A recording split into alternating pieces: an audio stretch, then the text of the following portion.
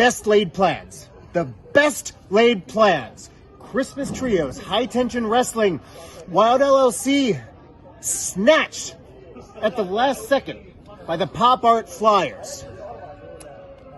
Outfielders, you stole Christmas Trios from Wilde LLC, and one good turn deserves another. So now, we are going to take those Campeones de Ranas from you.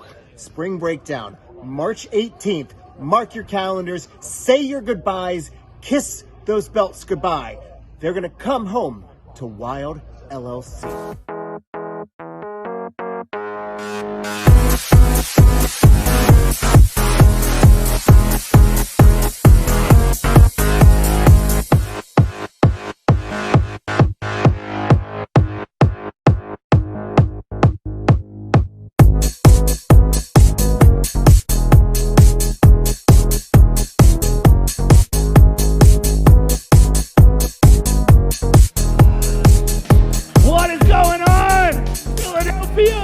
Pennsylvania.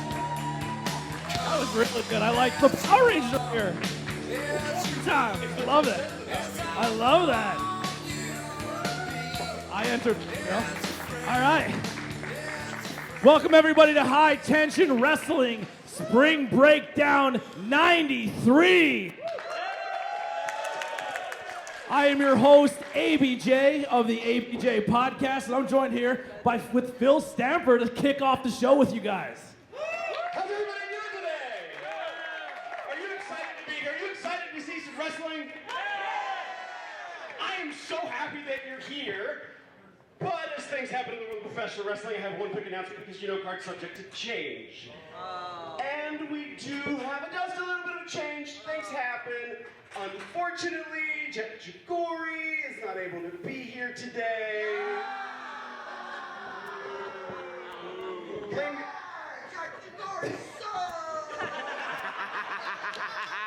I mean, I didn't say that. How rude. That's a 90s thing. That's good. Nailed it. So instead, we're gonna change things up ever so slightly. So Tommy Vex, who was supposed to face Jet Jagori, wins by forfeit. The winner would then be declared the #1 contender, the HTW title. Unfortunately now, not unfortunately, well maybe unfortunately for Tommy, will be in a different match. I'm not just gonna give him a win. I can't just give him a win. Yeah. So instead, he's now going to face a different grouping of competitors. You see, we already had announced a very special scramble match where there was going to be a surprise for the winner. Well, surprise! Now Tommy Vex is in that scramble match, and the winner of the scramble will walk away being the brand new #1 contender. And that match is happening right now.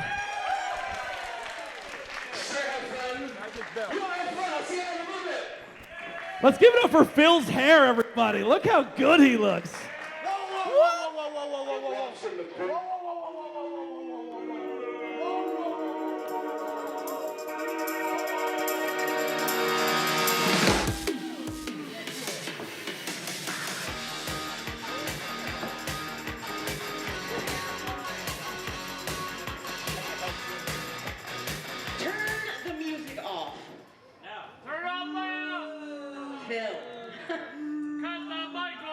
I'll be damned if I let you and these little high-tension jerks try to screw Tommy out of his #1 contendership. Where's Kevin when you need him? He doesn't have it yet. He has to win it. Tommy, every show is the one showing up, putting in the work. He has the highest-rated podcast on your network. And you're trying to bring in these outside wrestlers, and they just disrespectfully don't even want to show up to this little city known as Philly. Shut up. So I'll be damned if you think that whatever this match is gonna affect him. Because it's coming with us.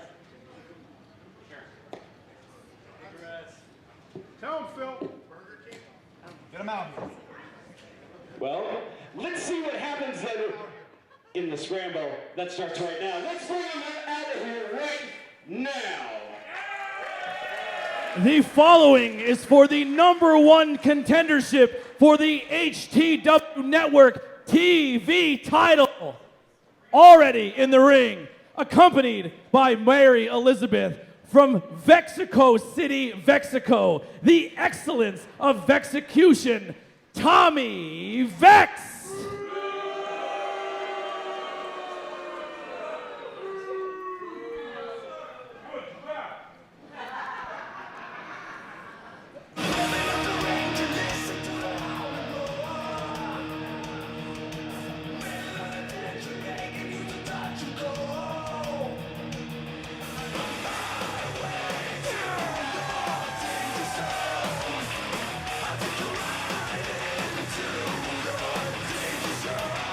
Go with a huge scramble match.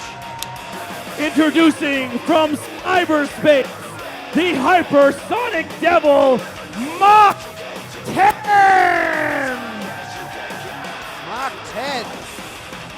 What it would need for Mach 10 to pick up this victory here and challenge for the television title here in High Tension Wrestling. I mean, it sounds like he's putting everybody in the danger zone here, even though it really didn't sound like Kenny Loggins. It's pronounced danger zone.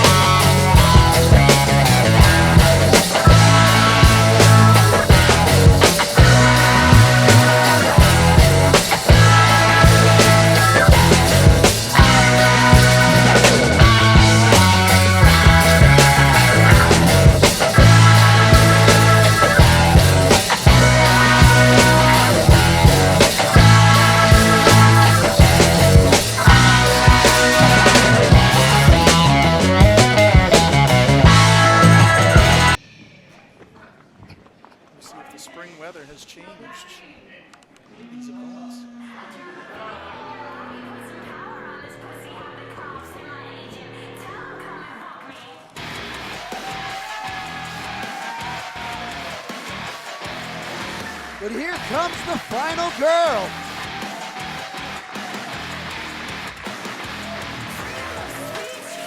And their opponent from Pittsburgh, Pennsylvania, the final girl, Ziggy Haim.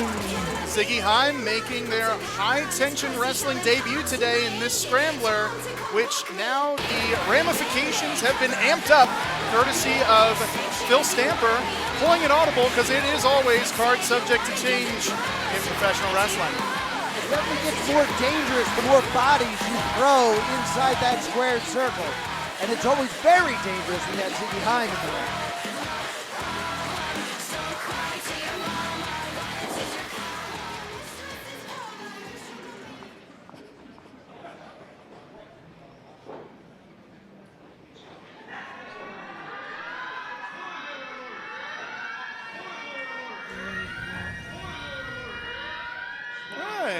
Scott, I think it's your favorite person.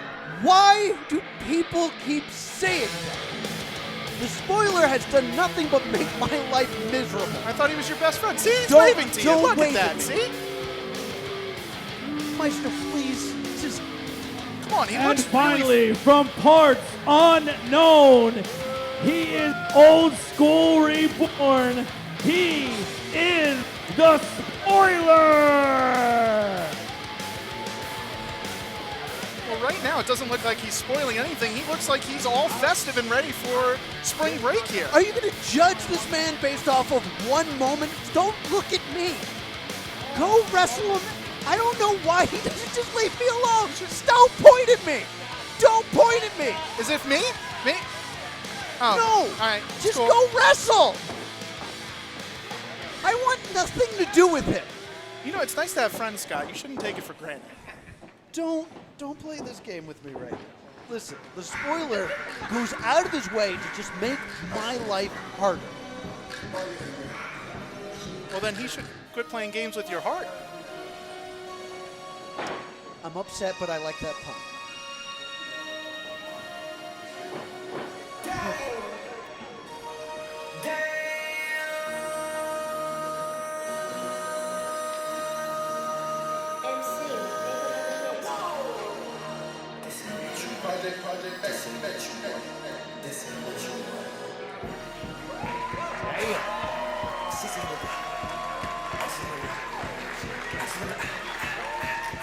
Look at those moves. Yeah. And introducing the menace from Mars, the alien Rocket!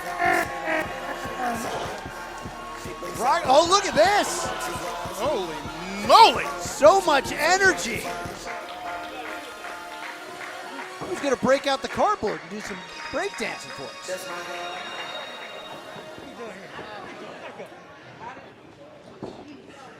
Let's add some more mayhem to this. I'll say Rocket's another competitor making their high-tension wrestling debut today. I mean, it's interesting that you could just walk in and find yourself at the top of the mountain. The opportunities we give here. But here comes my pick. Oh, everybody's moving so fast. The indestructible Lucha Wonder Boy, Razor Wing! So we have all of Team Silent Flight in this matchup.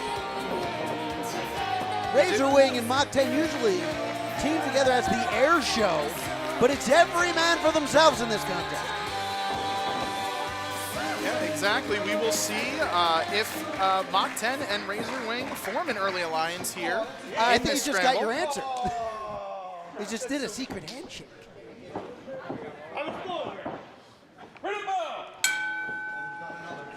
And here we go with some more multi-person action here at High Tension Wrestling Spring Breakdown 93. And already Mach 10 goes right for the Whisper, and they're both on the outside. I mean, those two have a score to settle. They would right at each other like they were magnets. Well, and there goes your best friend, Spoiler. Oh, Yeah, nearly kicked his head right off his shoulders. you might want to go check on him, Scott. Just, what, make sure he's done? That'd be great. Oh my goodness. Yeah, just firing away with those hammered elbows. The top of the head of the spoiler. And here comes Rocket. He is known to fly. Oh the my top. goodness. Tope con hilo. And what do you know? The final girl's left alone in the ring. There we go. We're going to see Ziggy fly. No! Tommy Vex. Looks like Tommy Vex is playing the spoiler here. Hooks that leg. This is such a big opportunity, and that's the whole point of this match. This is about opportunity. Finding that moment you can slide in and score a victory. Yeah, well, originally this was just supposed to be Tommy Vex versus Jet Jagori, because Jet Jagori did earn the opportunity to compete for the #1 contendership.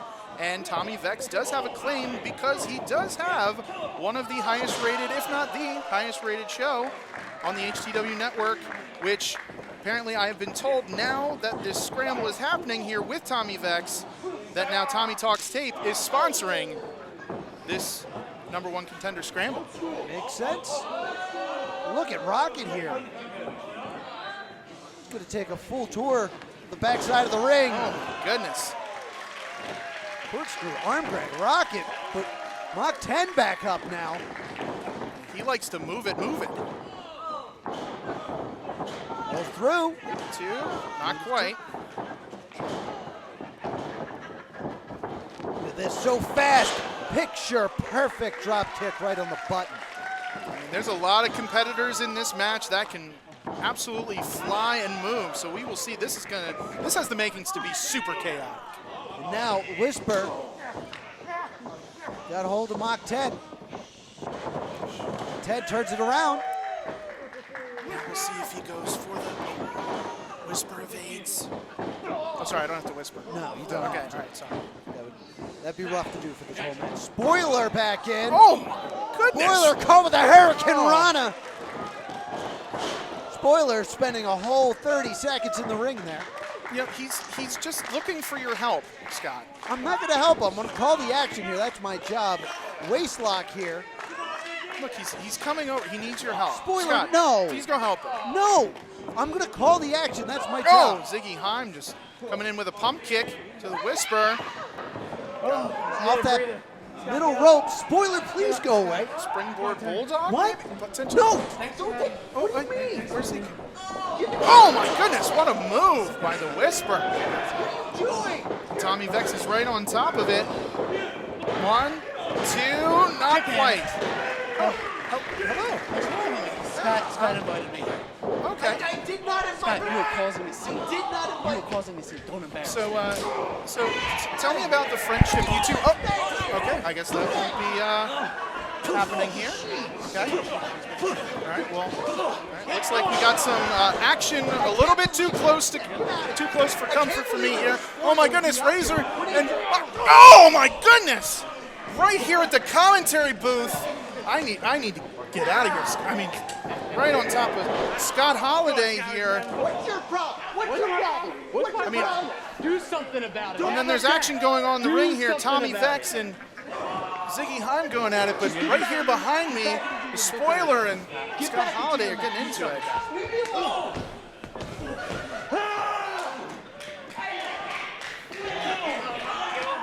Seems like all hell has broken loose here already to start Spring Breakdown 93. You know, Scott, this all would have been fixed if you just went over and helped him. Then he wouldn't come over here. This isn't funny. My job is to be a commentator.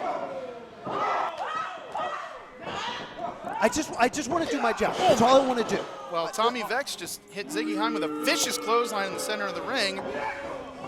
Folks, I'm really sorry. I'm shaking up. Tommy Vex in control right now. Doesn't see Ziggy Heim behind him. Rushes in. Big clothesline. Clothesline of her own. Now Razorwind comes in, blocks the clothesline. What a choke slam! Choke slam, one hand. Oh, got Whisper by the throat.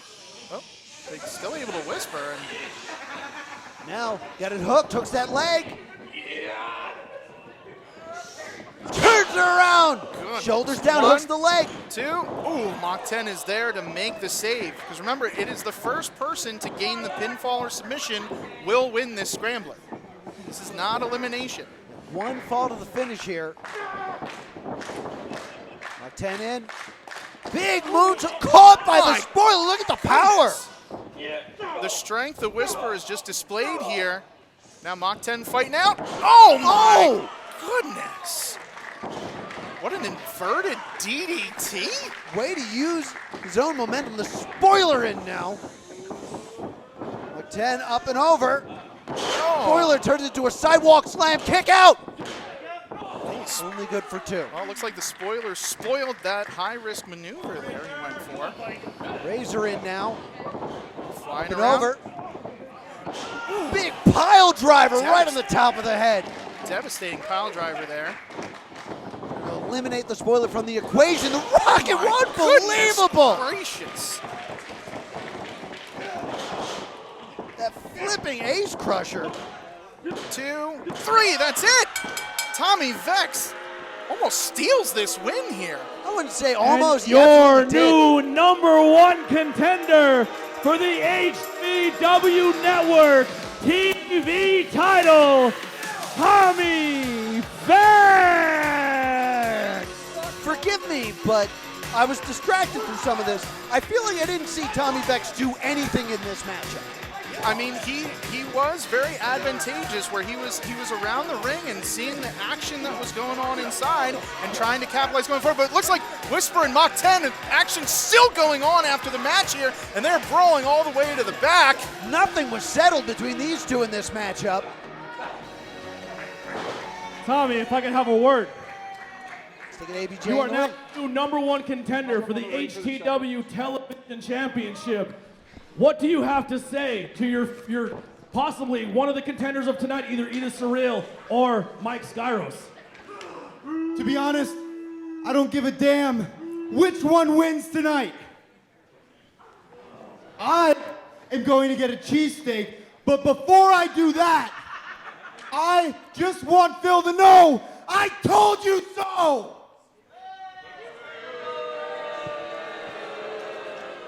Mary Beth, he did it!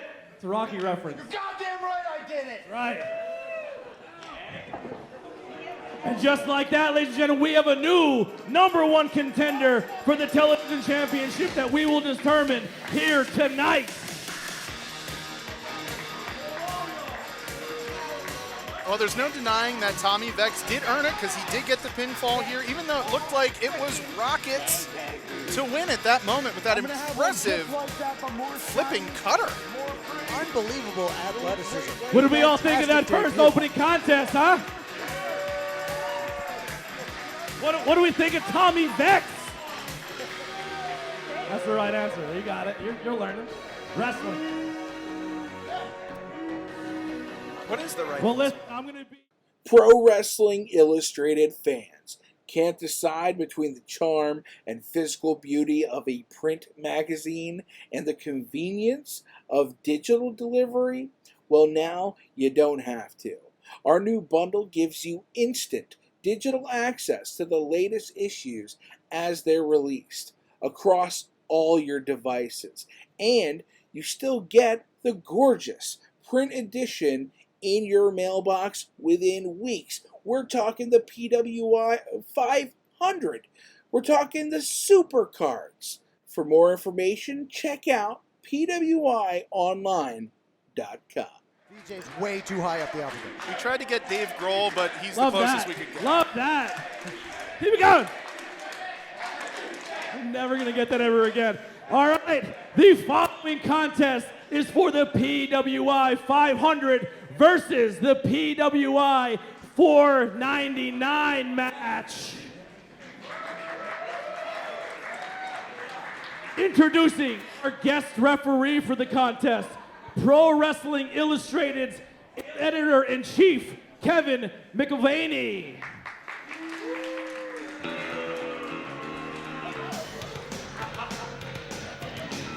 We're going to get a guest referee for this. One of the editors for Pro Wrestling Illustrated helped decide. Give it up for the guy from PWI. Helped decide the top 500. Maybe some people were unhappy with who was maybe snubbed from the top 500 here, and they're letting him have it. So we're going to have number 500 versus number 499, a chance to level up here. Pro Wrestling Illustrated been around in the business for decades.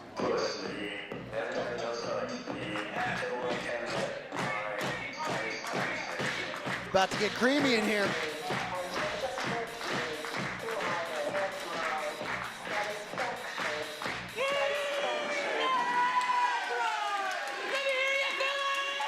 There's Dan Stylez, number 499.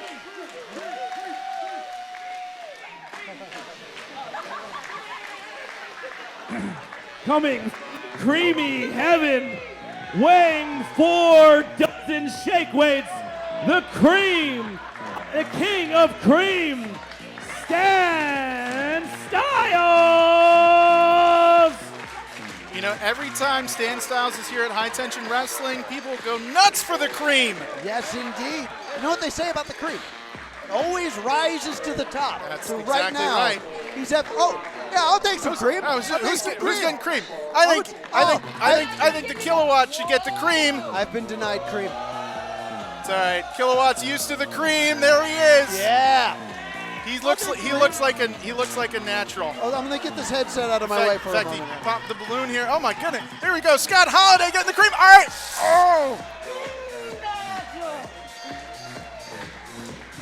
Oh my goodness. This is unprofessional. You know what? Oh my goodness gracious. Got all over my hand and everything. You You're supposed to swallow it all. Yeah, well. Number 499 for the PWI. It's very tasty. It's good cream. It's high quality cream. I need some high quality H2O to wash it down. Very true. Now here comes Mr. 500. He said he wanted to ascend the ranks of the PWI. One wrestler at a time. You know, it's a noble effort to try to move your position up the rankings here. I mean, if Big Dust could go through every wrestler in a year on that list, that would be the most impressive act I've ever seen. I'm ready. All my money for Big Dust versus Roman Reigns. I'm ready. It's quite And his opponent, accompanied to the ring by Eel O'Neal and A.K. Willis from Goon HQ, the leader of the Goons, Big Dust!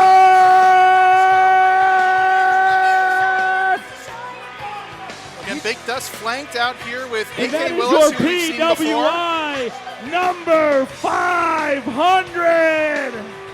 Someone we have not seen here yet at High Tension Wrestling is Eel O'Neal, who is also part of the Goon squad, or the Goons TM, or whatever the official trademark application is. The Goons seem to grow a new member every time I see them. They just keep infecting more and more people.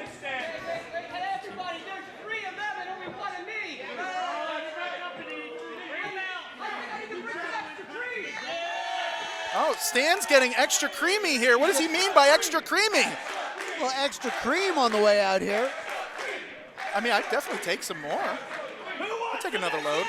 Oh my goodness, Stan! The runway. He brought back up Tyler Klein and Calvin Couture here with some cream of their own. Do they know it's creamy time at all? Stan Stylez, Calvin Couture, and Tyler Klein. The runway!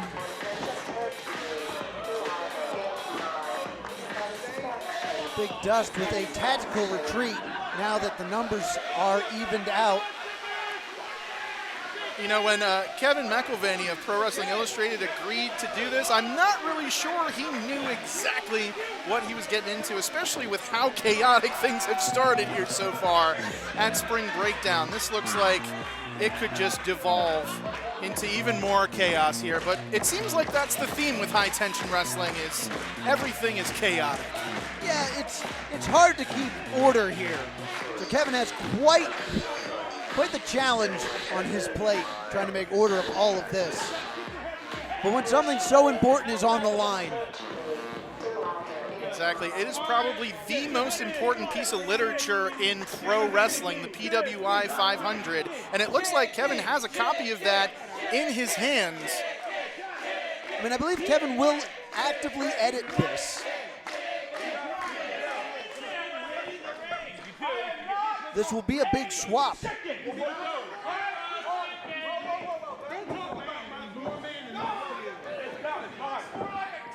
There it is. Making it official. The top 100. Kevin showing the page to both men, knowing where exactly they would move up in the rankings. Make sure that gets put away in a nice, safe place. Rip it up. I remember you getting your picture in it.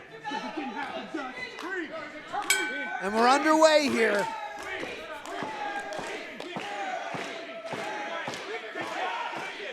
Well, let's see if Big Dust has been training for this moment and see if he can move up in the rankings here. But the crowd is firmly behind Stan Stylez here. I demand respect from every single one of you. Not getting that respect is Big Dust. So he ascends all the way to the bottom rope. Well, he started at the bottom, now he's here. Stan choosing the middle rope. Because you notice, Stan Stylez a little bit higher. He's just one level higher. One level higher. Yep. One level higher. Going for silence. Oh. Okay, all right. Almost descended to the same level as Almost. Stylez there. All right, let's see. Still up one level higher. That's what I would say. If it's a cheering contest. Oh, wait a minute. Kevin we go. going up. Kevin going up. Yeah. Bit of a There we mixed go. reaction here. You got it. They're warming up to Kevin here. It's our first offensive maneuver of the matchup. Big Dust with the shove. Big shove. Let's see what Stylez will counter with. Stepping on toes. And Big Dust, watch out. Pants! Pants! Oh. Pants! 3 pairs of pants there. the trifecta of drawers right on Big Dust. All tangled up in the pants. Trying to get rid of those pants. Almost could say he was trying to do the safety dance. Big Everybody look at the pants. No more, none of that. All right, no more. Wait! Pants! Pants! Just look at the power of Stan Stylez. Oh my goodness. This looks something straight out of a Looney Tunes cartoon. Oh no, wait, here comes Elo Neal, watch out! Wait a minute, what's going on wait. here? It's all breaking down. I feel like this. The runway in now. They're taking advantage of Kevin, who is not really a trained referee. He was just here to make sure this was official. We had his blessing and everything. Now what's Kevin doing? It looks like he's. It looks like Kevin has an idea. He's a referee. He can call for time. We're going to get this settled. We're talking to Phil here. President of Wrestling with a microphone. Why am I not surprised I have to come out here and talk to the Goons again?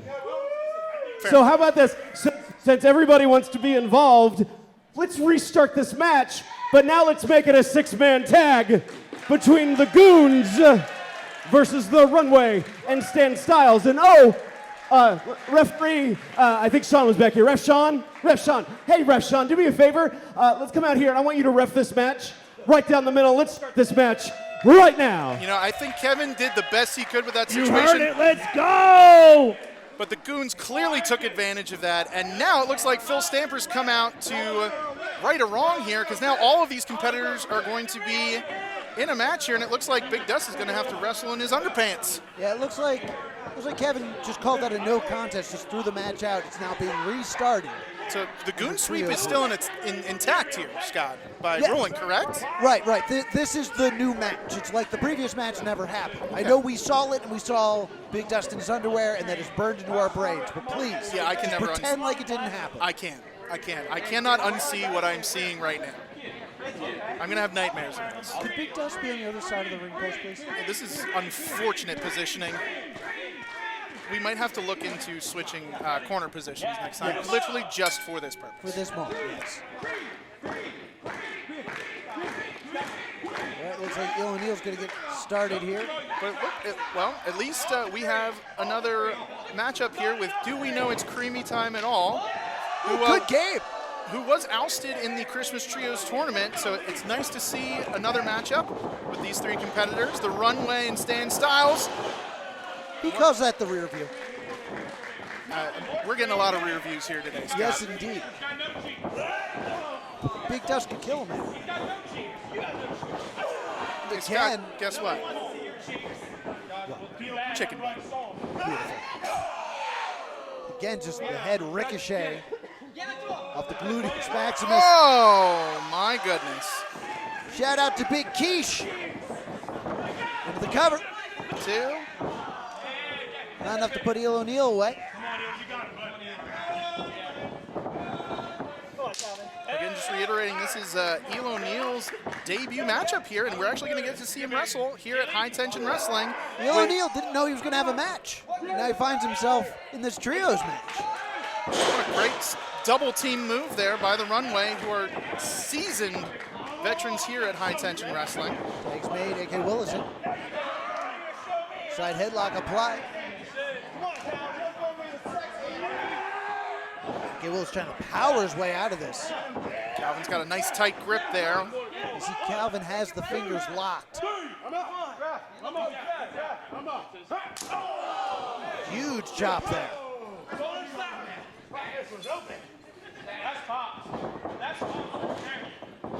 Dodges the lariat. Calvin goes up with the head scissors. Goes back into the corner. Look at that impact. Ooh. Into the knee. Shining Wizard. Excellent offense here, one. Only a 1 count here. Only good for 1. Well, now we're getting to see some wrestling action here on what was to be a PWI 499 versus 500, which didn't really amount to being much of a match. Now we're getting some action here. But we do want to thank Pro Wrestling Illustrated for allowing this contest, specifically Kevin McElvaney for being here and trying to seek some semblance of order. Next time Klein gets Yeah, I don't know, since we've restarted the match. Is this still for the 499 slot? I mean, I didn't see the magazine raised in the air before You bring this up a match. good point. You bring up a great point. So I believe the rankings are off limits at this point. Okay, Willis rushing in. But there's always for next year. That's true. Yeah, this will be involved in the rankings in that respect, in that it is a wrestling match happening this year.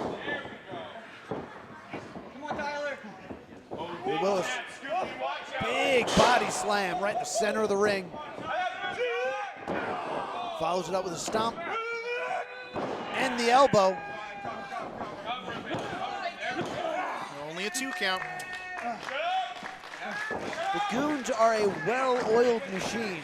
There's been a little bit of dissension in between the Goons, but when they're in that ring together, they know how to get it done. Well, I will say we do not know the dynamics of AK and Eel O'Neill mixed in with everything, but it looks like this trio right here, led by, looks like the de facto Quail Man, Big Dust, seems to be pretty cohesive and on the same page.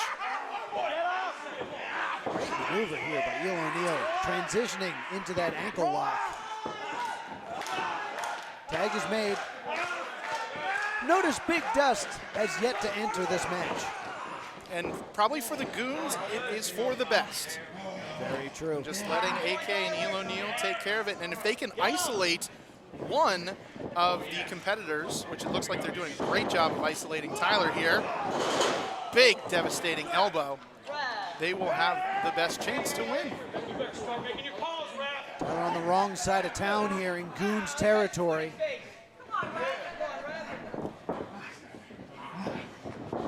Snapmare takeover.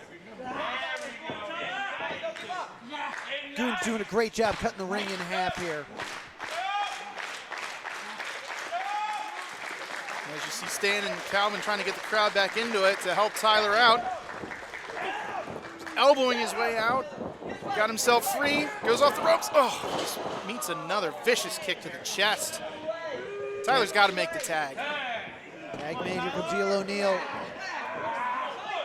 Tyler miles away from his tag team partners right now. And just to reiterate this fact, here at High Tension Wrestling, we do operate under Lucha Tag rules. So if you do see competitors, they are making tags, but it is their choice to make the tags or not. But once one competitor leaves the ring, another one of the teammates may step in and resume the action. Big Dust in there. Oh no, I would not be on the receiving end of that. Oh! He's biting him. He's biting. Right on that achy breaky heart. No. They can't pry the teeth off of him. Now the Goons in there. Oh, miscommunication. Tag but he made. gets the tag. The tag is made. Calvin's in. Oh, but the referee didn't see it. The referee didn't see the tag. And Tyler is not outside the ring, so that is technically not a legal tag. Big Dust distracting the referee. And now Eel O'Neill in. Just right in the faces of his partners. Well, that's something the Goons do best. They take advantage of every one of those situations. They know how to manipulate the rule book to their advantage. Another tag by the Goons. Goons always trying to keep the fresh man in. Jawbreaker. So Tyler's been in there quite a while. Let's see if he can fight back and get himself to the corner. Trying to create that distance. Oh my goodness. Eats the lariat, nearly turns him inside out. That's got to be it. One, two, that. Still life left here in Tyler Klein. Look at the way A.K. Willis regained wrist control, making sure Tyler cannot create any distance there and make the tag. Is Eel O'Neill in now? And they're just wearing down Mr. Design here. Which, did you know that Tyler actually designs all the gear for the runway? Very true. All the runway gear that you've seen, he has personally designed. Yeah, not just a fantastic wrestler, but also a fantastic designer. Fantastic D&D player. Oh, Stop his chest. I bet you he is not feeling fantastic right now. Certainly not. Desperately needs to make the tag here to one of his partners. Goons always making sure they grab a limb. Making sure the competitor cannot get away from it. You need it open. Come on, Tyler. Come on, Tyler. Shoots off the ropes. Blocks the lariat. Tyler looking for a pump handle here. He's got him tangled up. Oh! Up and around. But that might have been the last bit of gas in the tank. Yeah, he's got to be running on empty at this point, Scott. He's got to make the tag. But it looks like he did a lot of damage to Eel, so if Eel can stay down long enough for Tyler to crawl over and make the tag. Yeah, Eel also a long way to go. Trying to make his way over. Tyler makes it, and in comes the King of Cream. Big lariat. And another. Okay, missing. Oh! He's got him by the nipples. Oh, it's in deep. Those twists are in deep. Nipple toss. He was watching his favorite Helen Hunt movie earlier. Twister! Wait. Here comes Big Dust. He's got the shake weight. Oh, no.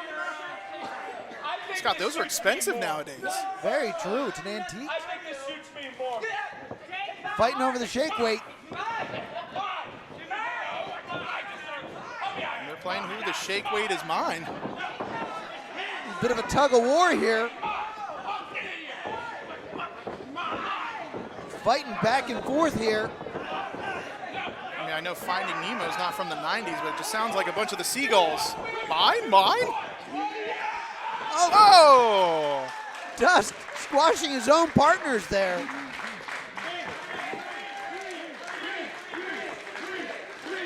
Stan introducing the cream. They do have to be careful here because I'm not sure that the cream can be used as a legal weapon. No? Dodged.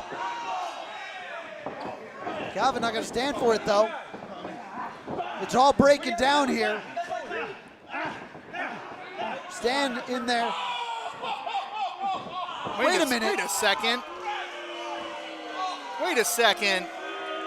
Big Dust trying to claim that Stan went low. Wait a minute. He's not going to.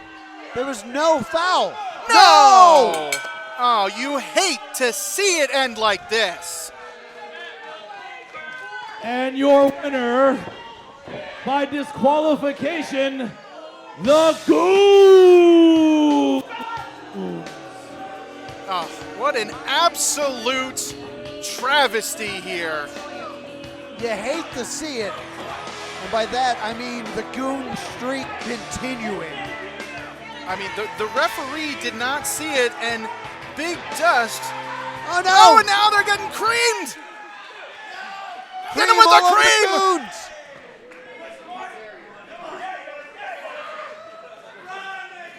The Goons might have won, but they got creamed in the end.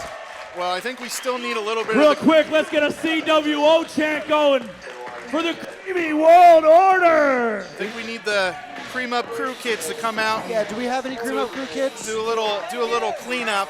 Yeah, if you hear me in the back, we got to send out the Cream Up Crew kids. Yeah. Bring out the Looks like the Bring out front the, what row. what do we call? Oh, no. The Cream Up Crew Kids. Yeah, the Yes. Cream Up Crew Kids. Yeah. Front row might have caught some shrapnel in that. Well, it looks like the fans are loving it. All right, we're going to keep this action moving along. Moral victory. You guys having fun? Well, you hate to see it that the Goons stole that The one. following singles match is scheduled for one fall.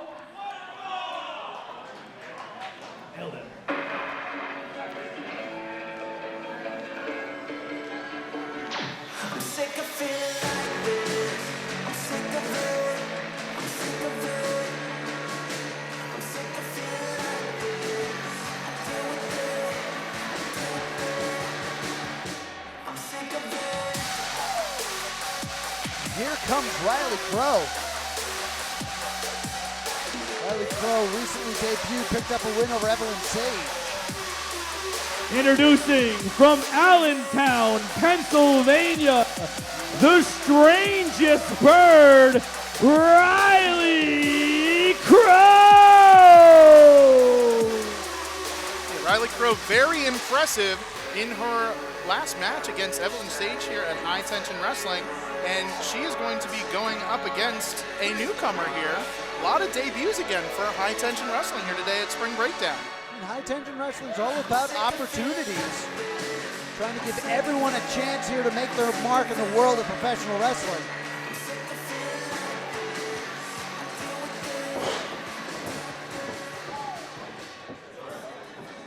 Riley's going to have quite the tough competitor on the other side of the ring.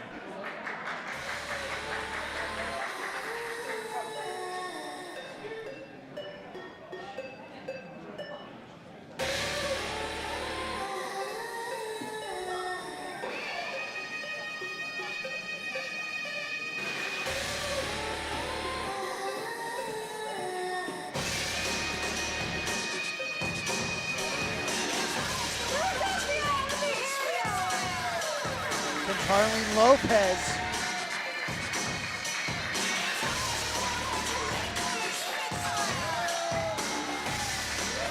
And her opponent from Pittsburgh, Pennsylvania, the spiteful brute, Harleen Lopez. Harleen Lopez making her High Tension Wrestling debut today against Riley Crow here in singles action. Despite this being her debut, a lot of fans here as streamers litter the ring for Harleen Lopez.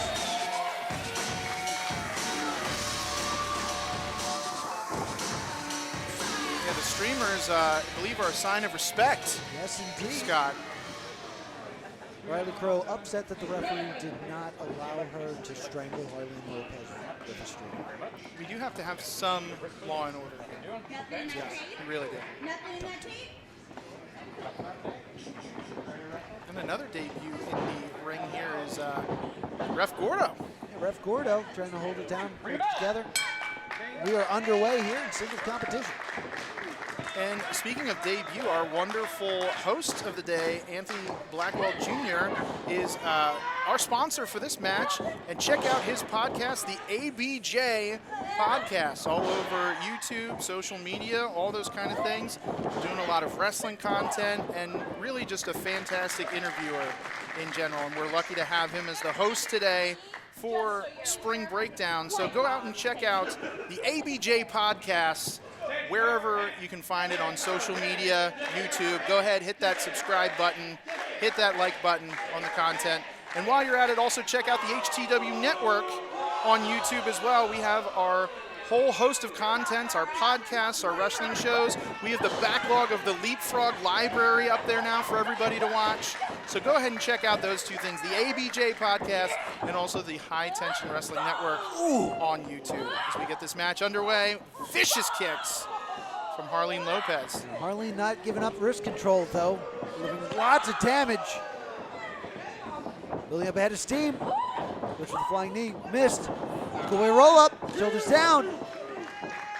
Harleen out of two. Both competitors looking impressive so far because they know they have something to prove here in high tension wrestling. Riley Crow with a big handful of hair there, just bouncing Arlene Lopez's head off the canvas. Arlene trying to create that distance there, get a moment to get her breath back. But you can't give Riley Crow an opportunity. She will take advantage of every opportunity. She's very calculated. These two just wailing on each other. Get her out of that corner. Give her some space. Arlene trapped in the corner. Oh, slap across the face. Goodness. Come on, give her some space. 1, 2. These two competitors are just feeding the ever-loving heck out of each other. Yeah, this isn't a pretty match, but these two are just trying to destroy one another. Just driving the shin bone across the ear, across that top rope. There's a metal cable. Oh my goodness, what a move. Steve, low flying bulldog. Rolls Harleen over, hooks the leg. Only good for 2. Arlene Lopez does not want to lose her debut match here. No, but it seems like these two competitors both have some cruel intentions here in this matchup. Waist lock. Crow trying to block it. Goodness. Midsection, off the ropes. Big neck breaker there, hooks the leg. Still not enough to put Harleen Lopez down. These two are getting physical. Oh wait, that's the 80s. Gosh darn it.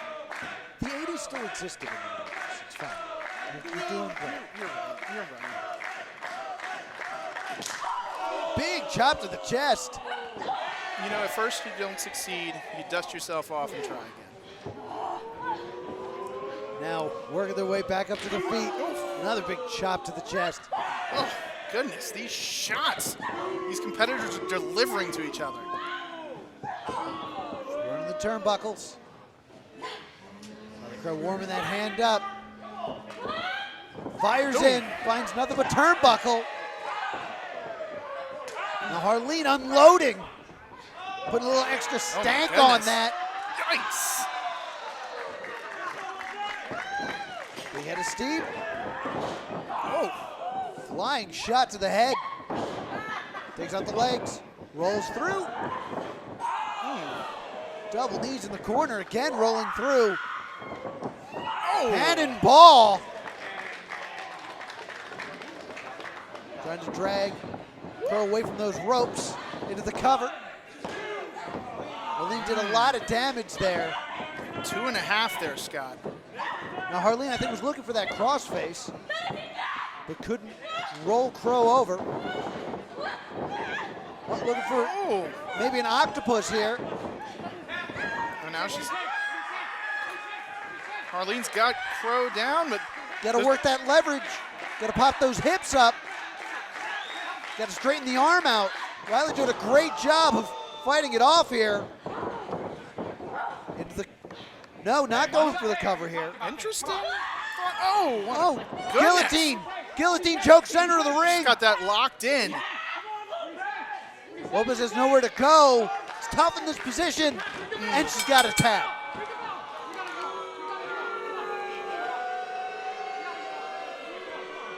And your winner, Riley Crow! You know, and reluctant to let go of the choke there, but both of these competitors very impressive today, but Riley Crow just has that chip on her shoulder of something to prove here that she is a top dog here in high tension wrestling. The disrespect, just stepping over her opponent. Seems like she is willing to do whatever it takes. Oh. Trying to wrap the stream around it. I think he's trying to give her an awful waffle.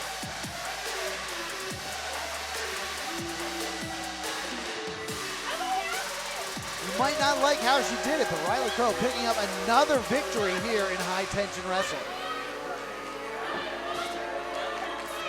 The fans may not be behind it, but you can't deny the the skill set that actually both competitors exhibited here, but Riley Crow came out the victor. Complaining to our host, ABJ, didn't like the way it was announced that she won.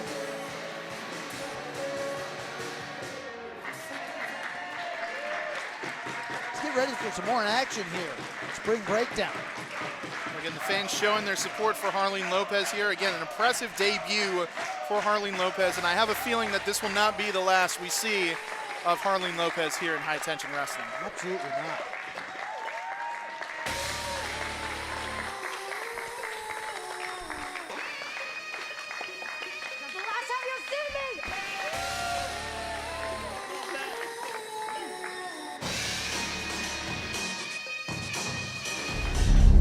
Passion, passion, passion, dedication, dedication, dedication, sacrifice, sacrifice, sacrifice. You want a career? Then look no further, then look no Dungeon University. What's your excuse?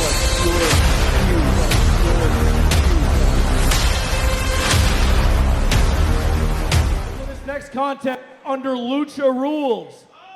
Lucha Rules is once one opponent leaves the ring, the next one is a legal contestant in the match. You do not need to tag to enter the contest for Lucha Rules. So this following contest is a trios match scheduled for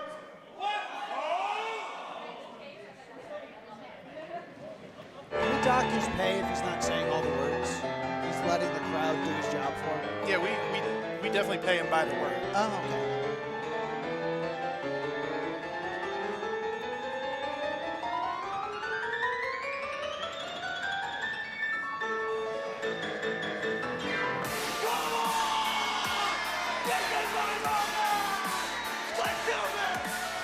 Rummels and DeFarge with the visors. I personally can't believe Bryan Ace is still tagging with these two. Yeah, but it looks like there is some dissension in the boy band. Introducing from wherever they hang their hats, the legitimate businessmen, Mr. Crummels and Sonny DeFarge with Bryan Ace.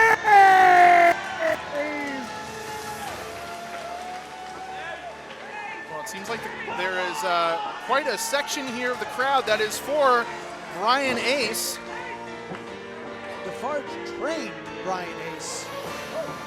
He's gonna let him pose with him. DeFarge does not believe Bryan Ace is ready. Bryan Ace is gonna try to prove it again. But you can see that the communication was not there at Christmas Trios. Yeah, you have to wonder how tight a leash DeFarge has on Bryan Ace in this particular trios match. Especially with this devastating trio coming in the ring. And their opponents, the team of King Crab, Junie Underwood, and Al De Niro. Again, another trio of impressive competitors here. King Crab leading another trios here because the Animal Kingdom could not get it done during Christmas Trios, but they did have an impressive showing. But now we see the Rey de Ranas, which... Did he break it? Did he break? It looks like, I mean, you can't break the medallion of the Rey de Ranas. There's a whole backstory to the Rey de Ranas, that it is ironclad, but it can fall off the lanyard he has it on. But, the lanyard part. But King Crab here with Al De Niro, who is no stranger to High Tension Wrestling, a little bit on a losing streak here, and Junie Underwood, who we've seen in past Rumbles. In fact, having a showing at the High Tension Halloween Rumble. Very impressive showing there. Crab looking for that trio that works well under him. It's very difficult to work with King Crab because he immediately says that you're beneath him instead of being equal partners. But we'll see how it works out here. Looks like Bryan Ace is going to start this. I'm surprised that Defarge and Crumbles are letting Bryan Ace start this match. You would think that they would want to gain the early advantage here. So here's some leadership from King Crab, forcing Al De Niro to start this. Well, and we are no stranger. These two competitors have quite the history here in high tension wrestling. They've had quite a few matchups against each other, with Bryan Ace coming out on top. Vicious bulldog there. Coming out of the gates hot for Bryan Ace. They are no stranger to each other. Out of the ring, that means Judy Underwood is legal. See, Bryan Ace may not have thought of that.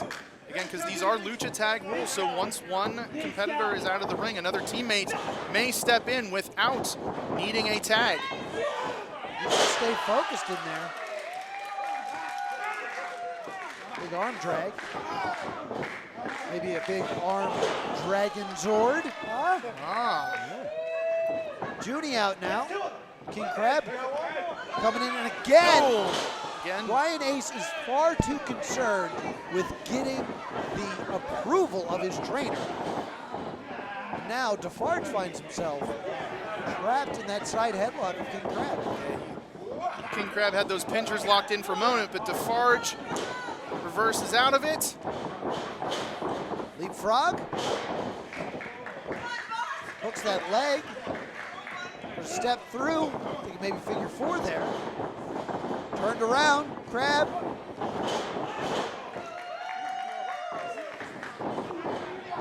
Crab. Just look at the power of Sonny D. Crab on the wrong side of town. Crumbles and Defarge are a well-oiled machine. They know each other so well. They know where their partner's going to be at all times. They know how to string them together just like that. Yeah, they are one of the teams that has some of the best chemistry here at High Tension Wrestling, and they are always a force to be reckoned with anytime they are teaming with each other. Defarge flying. And now, Crumbles in. Government. Throughout that sequence, I think we saw maybe 8 tags. That's how well these two know each other. So, like I said before, a well-oiled machine. Yeah, you could say they are in sync. Yes, indeed. And now Crab has to rage against that machine. Now Al De Niro in, just unloading on Mr. Crumbles.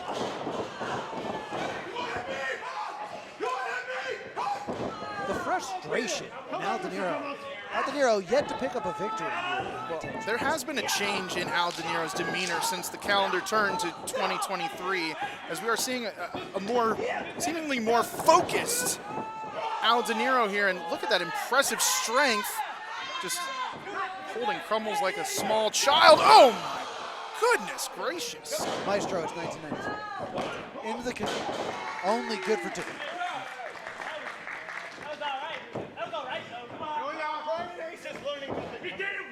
Well, I think maybe we just went back to the future.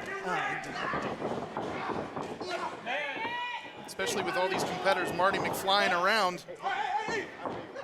Defarge getting involved, causing the distraction. Causing the trip, tag made. Oh my goodness. European uppercut. Gonna take out everybody. Judy Underwood though. And again, Junie is now the legal competitor. Oh, what a shot. Heel kick. Missed the Enziguri.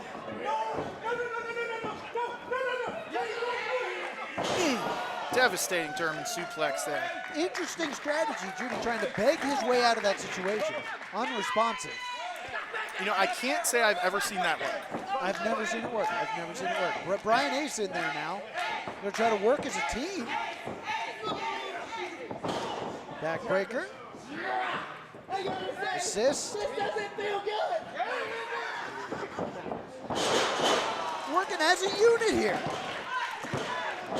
You know, it seems there is evidence of an extra training, couple training sessions there with Defarge and Bryan Ace.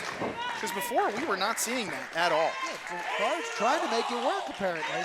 He's going for the ace in the hole. He's going for it. Maybe spent a little bit too much time setting it up. Yeah, I think Bryan Ace was getting a little too ambitious there.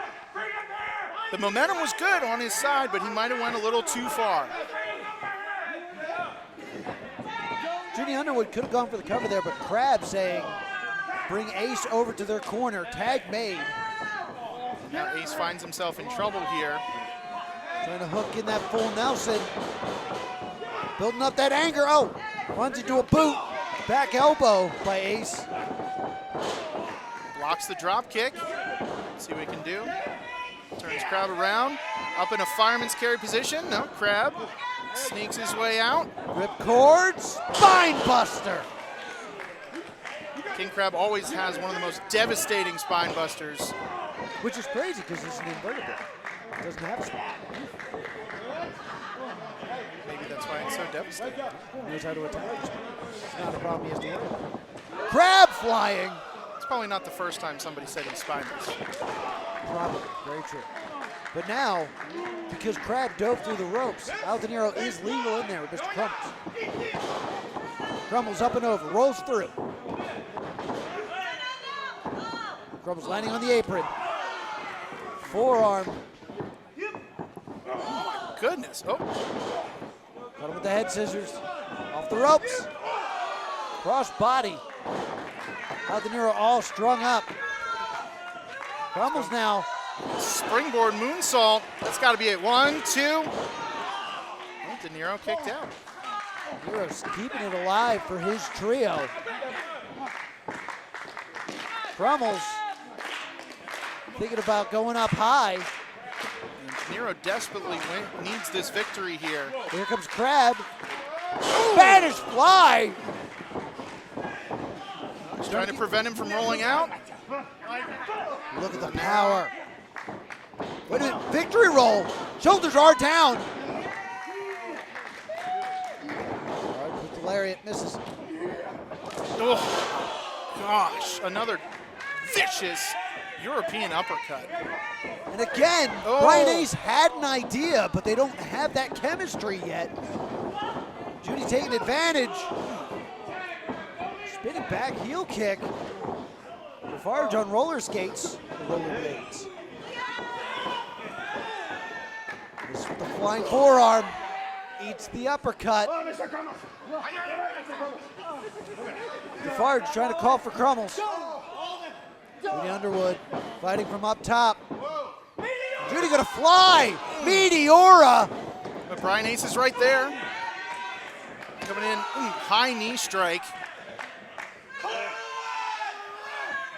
Clear the lane. Oh, and there it is.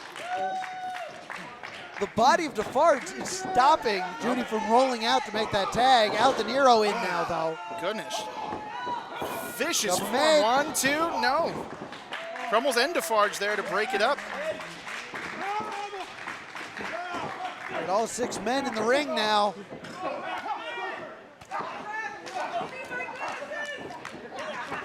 Just hear the sound of flesh on flesh as they just pound on each other.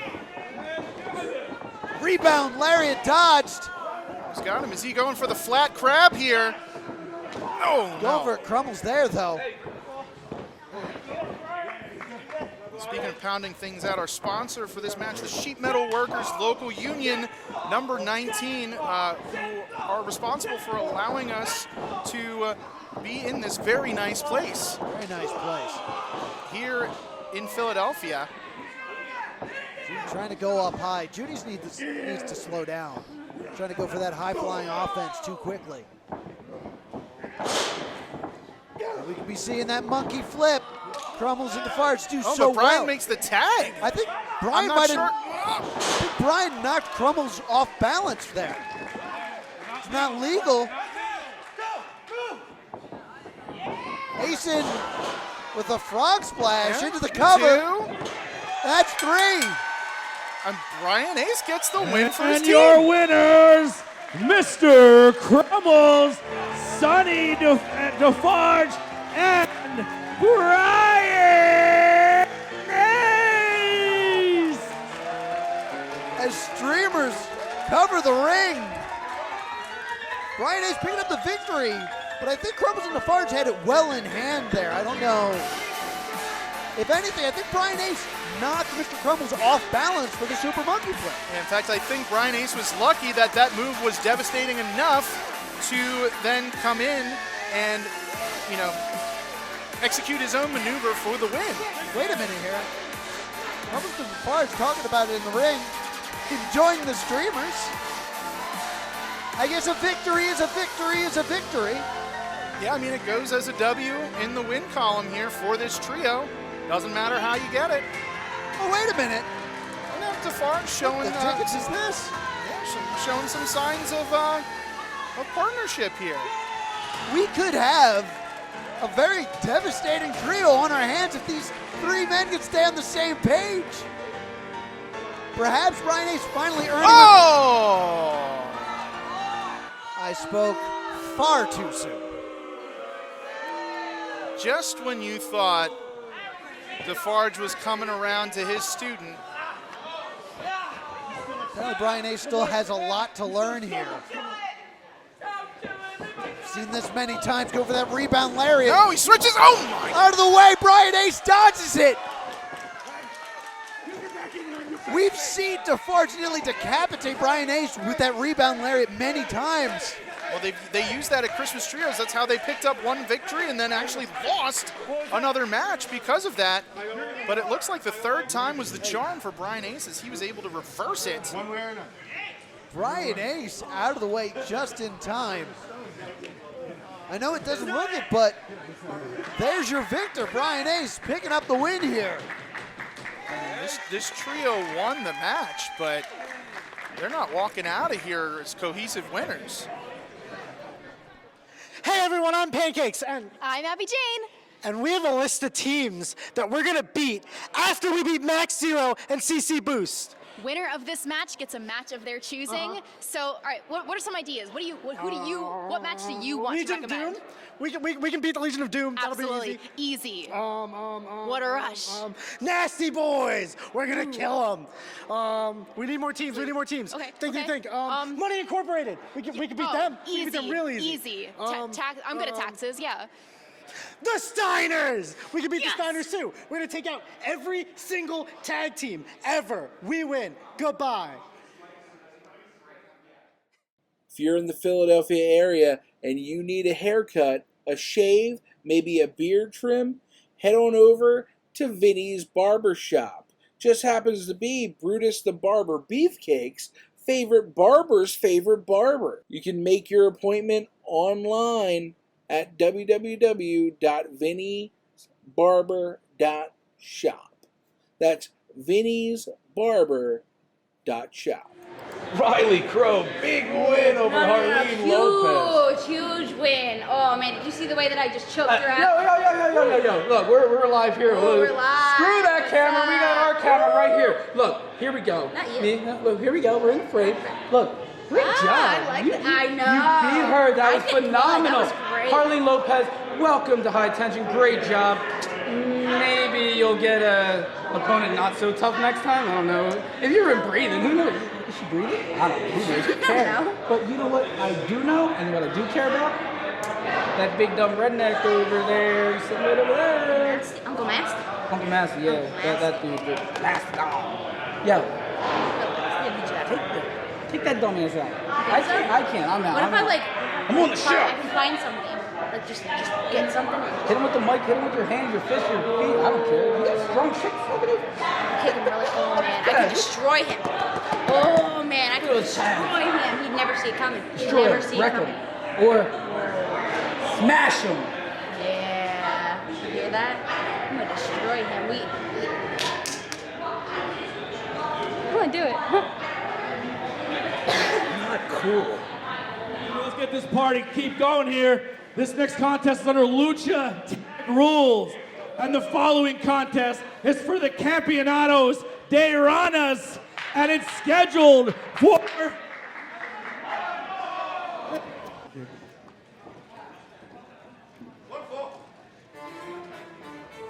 Still counts.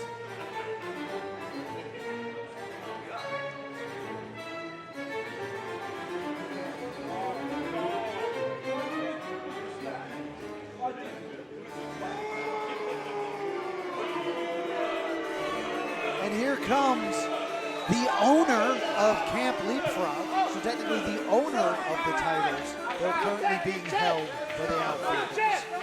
Introducing the challengers, representing Wilde LLC from the Ivory Tower, Luca Mancini, Aaron Roxas, Dylan Mesh, and the Well-Red Machine, Ethan Wilde, PhD. Well-Red Machine in. Dr. Ethan Wilde, PhD. It's Dr. Ethan Wilde, that's why he has a PhD. Doctor's not on the card. He has more education than all of you put The together. PhD's on the card, though, ABJ. Put that together. Listen, he reads what's on the prompter. They don't deserve that. They don't deserve that. You already put Ethan Wilde in a bad mood. But here come the champs. The Outfielders, those wooden titles. Yeah, Big Wood making their way here to High Tension Wrestling, and look at Weber go. And their opponents from Philadelphia, Pennsylvania, the Campeones de Ranas, a.k.a. Big Wood, Weber Hatfield, and Shay McCoy, the Outfielders. The cardio. I feel like I say this every time, but I'll have what he's having. I don't think they make what he has. That's hours in the gym on the treadmill. Okay, then I won't do it. Yeah, it's hard. But a bit of a rematch here. Well, now wait a minute here. What are they pointing to? I mean, they do have a distinct numbers disadvantage here, but who are they? Oh, that's Vinny. It's Vinny from Vinny's Barbershop. There we go. Vinny's Barbershop right here in Philadelphia. One of our sponsors here. Vinny actually used to train with Ethan Wilde. Yeah, They actually trained to be a tag team together. What a small world. He's got that Vinny from Vinny's Barbershop here, right in Fishtown. Used to train with Ethan Wilde, and that they're here in probably one of Ethan Wilde's biggest matches here, trying to gain back Big Wood for the LLC as property, and now they're jawing at each other. Vinny knows Ethan Wilde very, very well. Now the Outfielders entering the ring. Bit of a rematch here. The finals of Christmas Trios. We saw the Pop Art Flyers, which is the Outfielders joined by Edith Surreal, taking on Ethan Wilde LLC. With the Pop Art Flyers going back-to-back with the victory, did not sit well with Ethan Wilde, losing a tournament that he owns. It almost seems like this crowd are throwing streamers disrespectfully at Ethan Wilde LLC. Yeah, I think somebody threw a roll of like tape in there. I think that's what Shay has in her hand there. A roll of tape. Pretty sure that's Weber Hatfield is good for you. If you want to be able to run like that, train Weber Hatfield. Like we said here before this contest starts here for the Campeones de Ranas, this match is sponsored, and I wonder if the request came from Vinny for a special reason, but this match is sponsored by Vinny's Barbershop, which is actually Brutus the Barber Beefcake's favorite barber. Really? I guess you can't cut your own hair. No, you can't. Well, I mean, you can try. Yeah, it's hard. He has a twisted tea. Perhaps with a vested interest in this match. Ethan Wilde looks like he's going to start this off. Well, it looks like Vinny's getting a little bit closer vantage point here. Now he's left his merchandise table as a sponsor to get a little bit closer. He's holding the big wood for the outfielders, so it seems like Ethan and him may not be on the best of terms. I mean, Vinny is actually in the outfielder's corner. Technically, yeah. Jay giving Dr. Ethan Wilde the runaround. It's a surefire way to shake things up. Run it in. Oh, that was an old-fashioned Mortal Kombat block. Ethan Wilde out of the way. That's going to count as a tag. Mancini in. Oh, wait, but now Aaron Roxas has hopped up on the... Oh, my goodness. They're going to be up to their own tricks again. We saw this at Christmas Trios where they're instituting the Freebird rule. It's the leapfrog rule in this case. As owner of Camp Leapfrog, Ethan Wilde can make these decisions. Roxas in there now. Tag made. This is why you read the fine print, ladies and gentlemen, so these kind of actions cannot happen, because now Dylan Mesh is up on the apron for the LLC, and it looks like they're trading off every time somebody goes in. They rotate. It's a great way to keep somebody fresh, but it's not really the most legal for a tag team match. I mean, meaning two. It seems like the outfielders saw this coming. They knew that they would have to play this numbers game and came in here with a strategy. Dylan Mesh in there now, looking for the crucifix, gets him over. Rolls him over. Oh, but Dylan Mesh stands right up. The strength of Dylan Mesh. He's like a spider monkey. Oh. Slaps the hands away. Wheelbarrow. And now Dylan Mesh on the wrong side of town. Dylan Mesh with 3 partners he can tag, but they're so far away. Tag made. Weber with an uppercut. Tag made. Jay with a head of steam. Oof. Tag made. Come on, Dylan. And look, tag made. Again, the tags are optional here. They are choosing to make the tags because this is under lucha tag rules. Jay, time. Building up that speed. Into the cover. Only a 2 count there. Slow motion was big enough.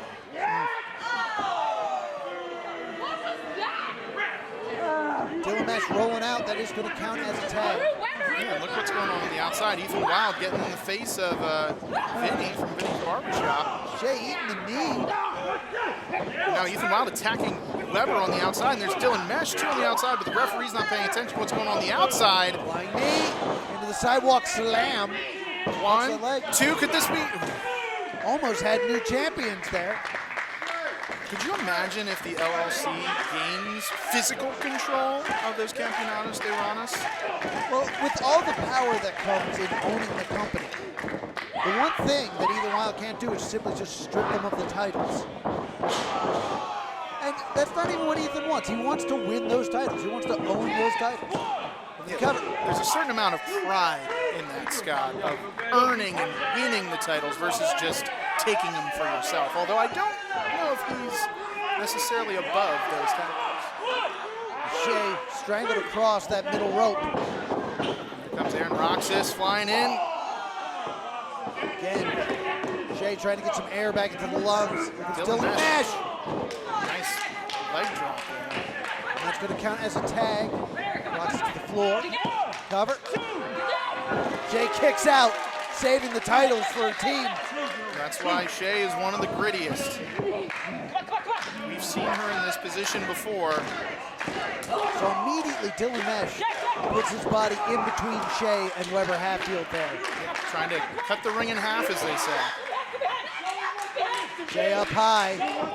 Oh, just fingertips away. Just taunting and big scoop slam. Pops the wrists. The buttons are undone. Tag made. Here comes Dr. Now while the referee wasn't looking, Ethan Wilde taking the liberties and choking Shay McCoy. And again, another shot to Weber. Gonna wipe out Weber here. I feel like all that's doing is firing Weber up, but it's Shay that's got to make the tag or roll out of the ring so Weber can get in there. Ethan Wilde almost seemed to have moved Shay closer to Weber Hatfield. Just absolutely taunting Weber. Goes for no cigar into the cover, hooks the leg. I noticed that those 2 counts get a bit longer each and every time. It becomes a little bit harder for Shay to get that shoulder off the mat. Yeah, these outfielders are no strangers to adversity, as they have had numerous defenses of these Campeones de Ranas, but they have come out victorious on every single one. Rox is coming in now. Oh, just trading shots. These two going to meet in the middle. Oh! Shin on shin, though. This is Shay's opportunity. Getting the bee's knees Plants with the both. DDTs. Shay's got to make the tag here, reaching over. Tag is made. Here comes Weber Hatfield. Weber Hatfield trying to take out everybody.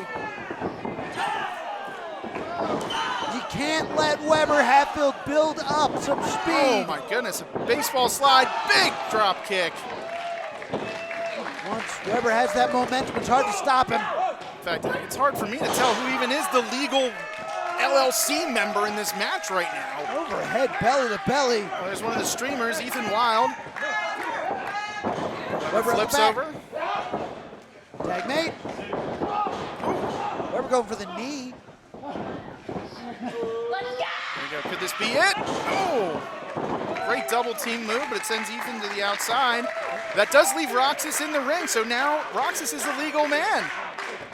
The outfielder showing LLC how it's done right now. Right now they have the LLC reeling here. Weber going up high. All the way to the top. Oh my goodness. Weber Hatfield taken out. Dylan Mesh and Luca Mancini leaving Shay alone in the ring with Roxas. Shoots out the leg. Roxas calling the spot. Maybe took too much time. Shay out of the way. Shay rolls through. Shoulders down, hooks that leg. Could this be it? 3, that's all. Your winner, and still Campeones de Ranas Tag Team Champions, the Outfield. The Outfielders with another successful defense. The Campeones de Ranas. Get to work. You get to work. They were able to defy the numbers game here. But now look out, wait a minute, what's Dylan Mesh doing? No, he just clocks Weber with the big wood. Wait a minute. We gotta get some other officials out here. Wait a minute. There's only one official. Dylan Quinn can only do so much, and he's Well, oh my goodness! It's gonna dislocate your shoulder. What a devastating move. We need help out here. We gotta get. Wait, Vinny in now. Vinny trying to talk some sense into his friend. Again, Vinny Wilde. Vinny's Barbershop right here in Philadelphia. They have history. Okay. Well, trying to calm him down. No! What is it? No, my goodness! That's a sponsor! No! Ethan, that's a sponsor! He is not a competitor! Ethan, no! Breaking the shoulder of Vinny from Vinny's Barbershop. No one. It's one thing to attack a competitor. It's another thing. Vinny is a sponsor here. He is our guest here at High Tension Wrestling. Wait a minute. Ethan Wilde just commanded that Dylan Mesh attack Aaron Roxas. It looks like there is no loyalties when it comes to Ethan Wilde. Not to old friends who are sponsors, and not even to his own teammates here. You can't disappoint that he's going to do it And now again. he's going to do it to Roxas. That's his own tag partner. Oh my gosh. Just destroying the shoulder. Aaron Roxas. Ethan Wilde's not He's going done. back at it. He's gonna take his arm off. He is absolutely seeing red right now. We need help out here now. Oh! And again! Please, somebody get out. Somebody get more officials out here. Ethan Wilde having a breakdown here. Attacking everybody. I mean, I know this is spring breakdown, but this is something else. We have never seen this side of Ethan Wilde, and if this is how it's going to be going forward, this could be way more dangerous than I could have ever imagined. Something needs to be done to stop Dr. Ethan Wilde and the LLC here.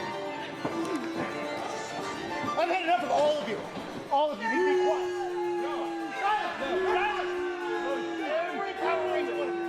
My dudes are gorgeous. Oh, no, they're gorgeous. Leave her behind.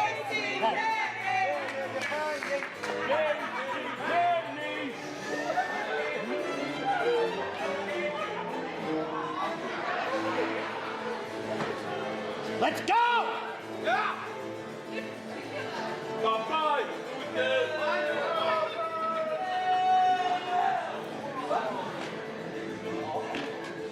Ace!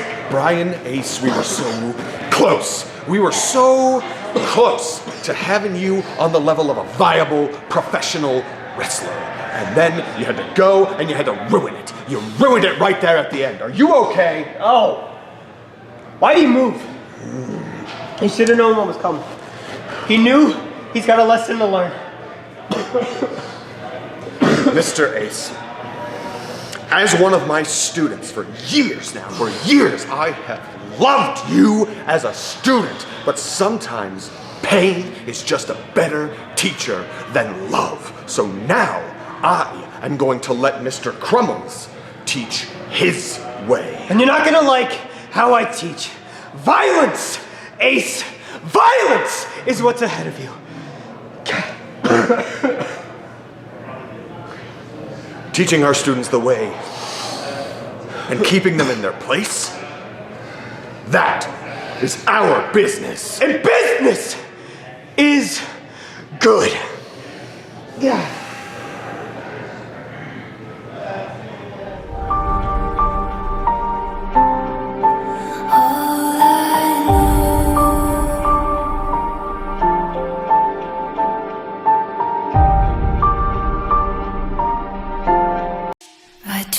So hard and got so far, but in the end, it doesn't even matter.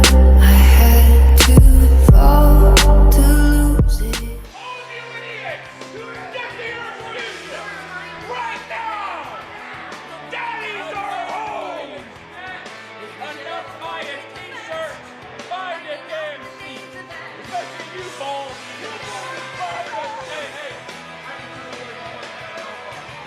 Oh.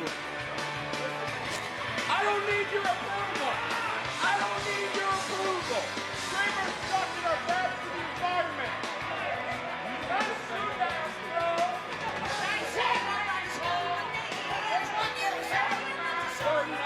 And representing.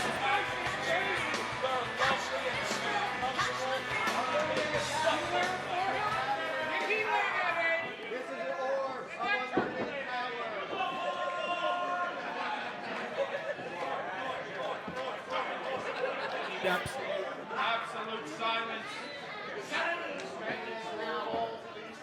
Let's go, Radke. Thank you. You see, I am the man with unlimited power in my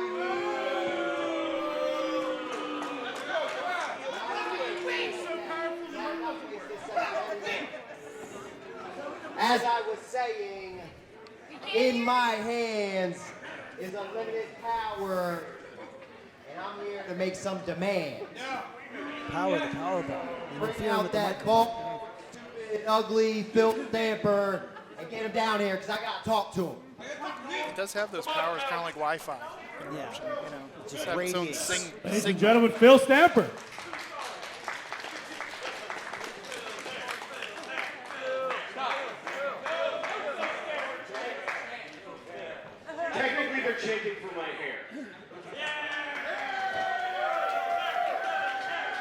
I mean, this is the best pair all night, right? Like you said. He looks like. So you have requested my presence. What, as the general manager of High Tension Wrestling, may I assist you with? Myles Millennium. You can.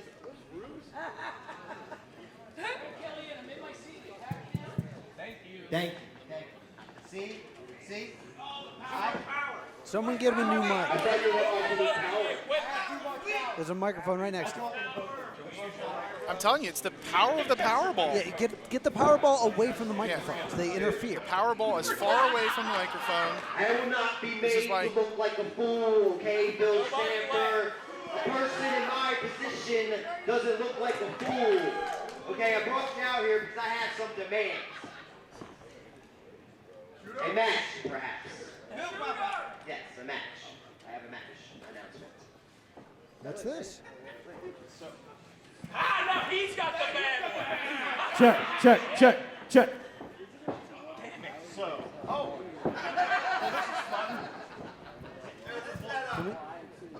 So, Get the Powerball out of the ring, please. you have a match. So, are you telling me you want to cash in this Powerball, this unlimited power, for this match opportunity that you are going to be requesting for me? Or are you just trying to make a special request? Because we're friends and all.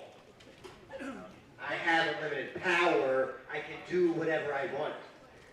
So about the unlimited power, so I was already trying to find you, and you guys were off in a car somewhere. I think there was some other things happening, and I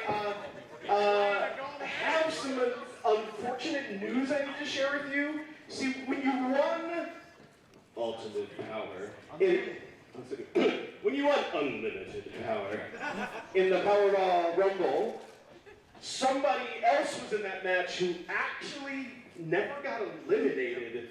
And they're making a claim that they deserve the right to fight for the Powerball. What? So I would like to bring that person out. I was there. I don't remember Right this. Scott, I don't know who this could be. We were both there. We watched everybody get eliminated. It was official. I mean, I missed some of it because I was in it. Well, yeah. King Crab's got out fighting out of it. They're coming in quick. Here comes our next competitor.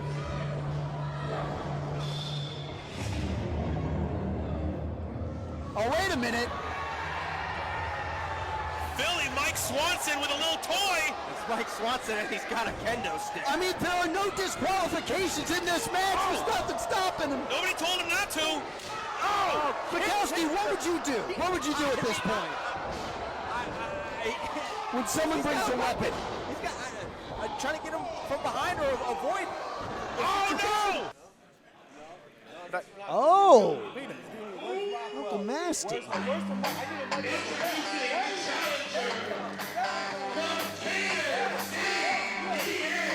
Wait a minute. I was a rebel from the day I left school. Grew my hair long and broke all the rules. I sit and listen to my records all day. Big ambition. Uncle Masty apparently was never eliminated from the Powerball Rumble. There's like 800 of them little goons in that ring. I'm not getting in there with all of them. I can talk just fine from out here. That's right. Tell them what you think, because I don't think very much. Especially you, Myles Millennium. You're a fraud! You're a fraud!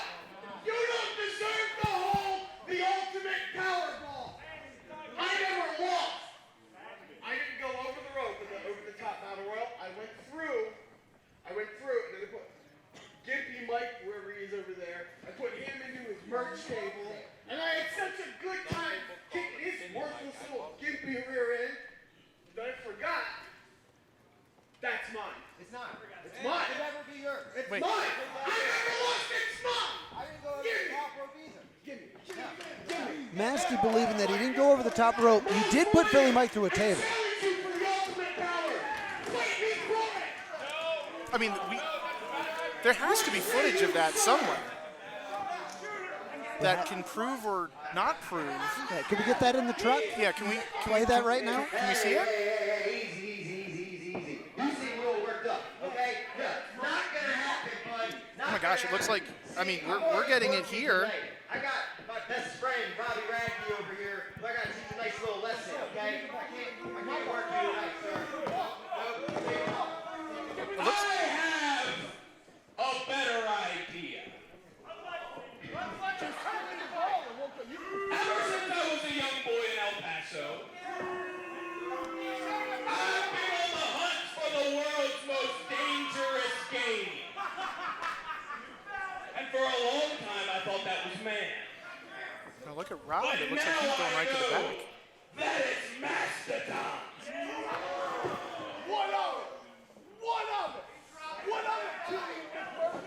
I'm a little confused here. Wait a second. The shooter going after Mastodon. I know Myles Millennium has a match scheduled here tonight.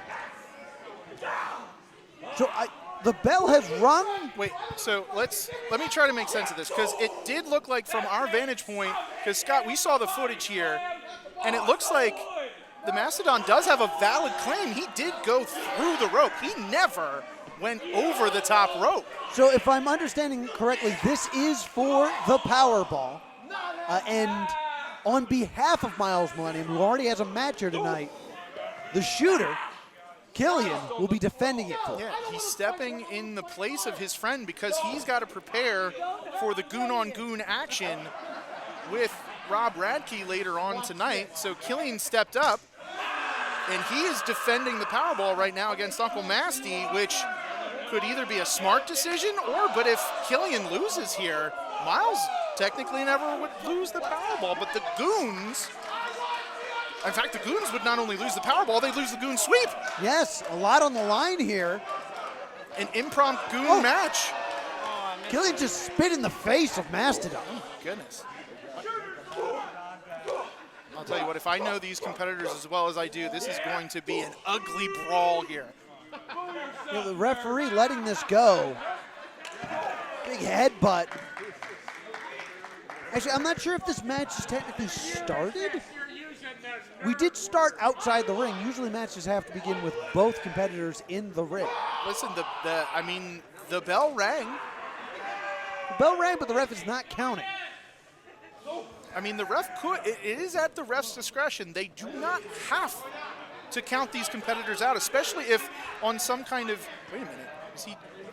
Looks like Massey was jawing at Philly Mike. Oh. Mastodon cannot stop. Was that more whipped cream? We just cleaned this up. Just cleaned. Well, now we need to get the Cream Up Crew kids again. Killian on the apron, flying with the double axe handle. Masky staggered. As I was saying, the referee is using his discretion. He does not have to count these competitors out, especially if this is for the most powerful prize in professional wrestling, the HTW Powerball. There must be a decisive winner, and if both of them are counted out, would the Powerball just evaporate into the ether?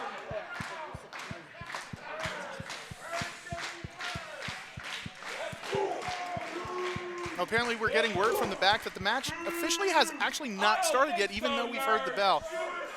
Scott, there has been so much chaos here. I think things are officially breaking down. Yeah, we're doing our best here, folks. Spring breakdown. Mastodon and Killian continue to battle here, far from our view, so we're doing our best. Yeah, there's only so much we can see here. But what we can see is this has just turned out into an outside brawl right now. Trying to go for that elbow.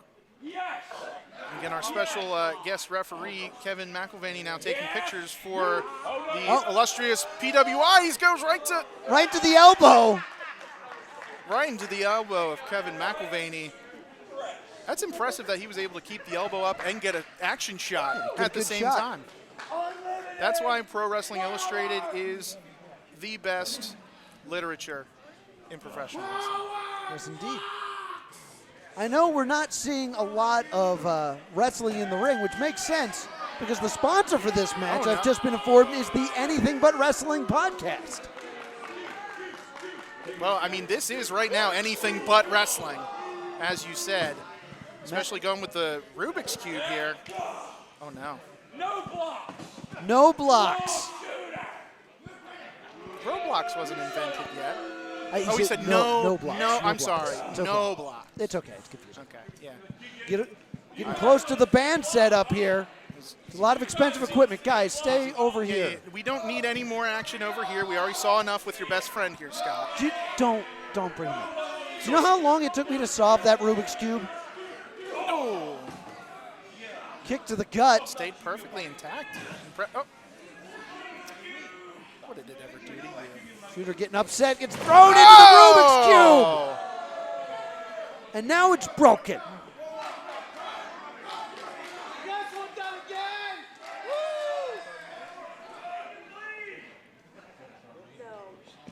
Killian up.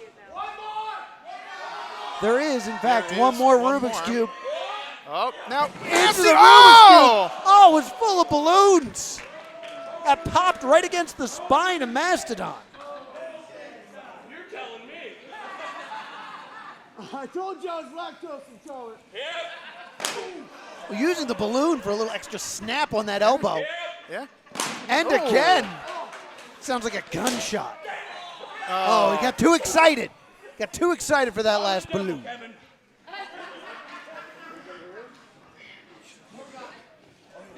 Now they're going to the chairs. But this is a very nice place. They need to get this action back in the ring. This is a very nice place. It's a very nice and chair. we do not want them to destroy this. Mastodon making very good points. They put it back. Wait, they're both. Oh my! Oh. That wasn't very nice at all. No, not at all. But Uncle Masty is not known to play nice.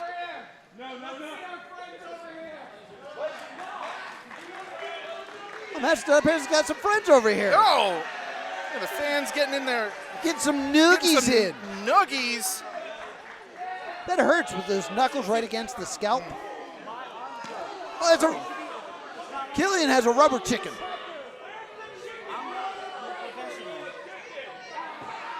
Not. He's choking the chicken. Oh my He's God. choking the chicken.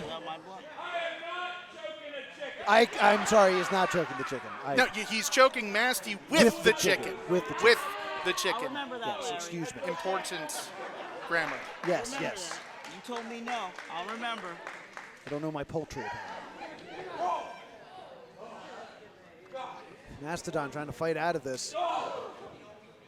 Mastodon wants that unlimited power, but he also just likes hurting. Oh my goodness! And it looks like it just somebody from the crowd. Did he just take out a fan? Did Masty just clothesline a fan? Oh, it looks like that fan stuck in position there. It was a pretty devastating clothesline. I would not want to be on the receiving end of a clothesline from the Mastodon. Nobody is safe. Are we gonna find? Oh. Whoa! Are we gonna So finally close. get this in the ring? Mastodon in the ring. Are we gonna make this official? Is and this will gonna it be a match? Will it be for the Powerball? What I tell you, Ross. To get ultimate power. All right, we're having a match. That's it. The referee now called for it. The long reach of Mastodon.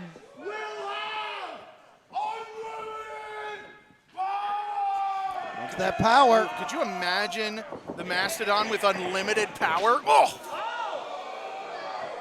Just absorbing that clothesline. He didn't even budge. Oh. And Killian stays up on his feet. Oh, it's like a car crash.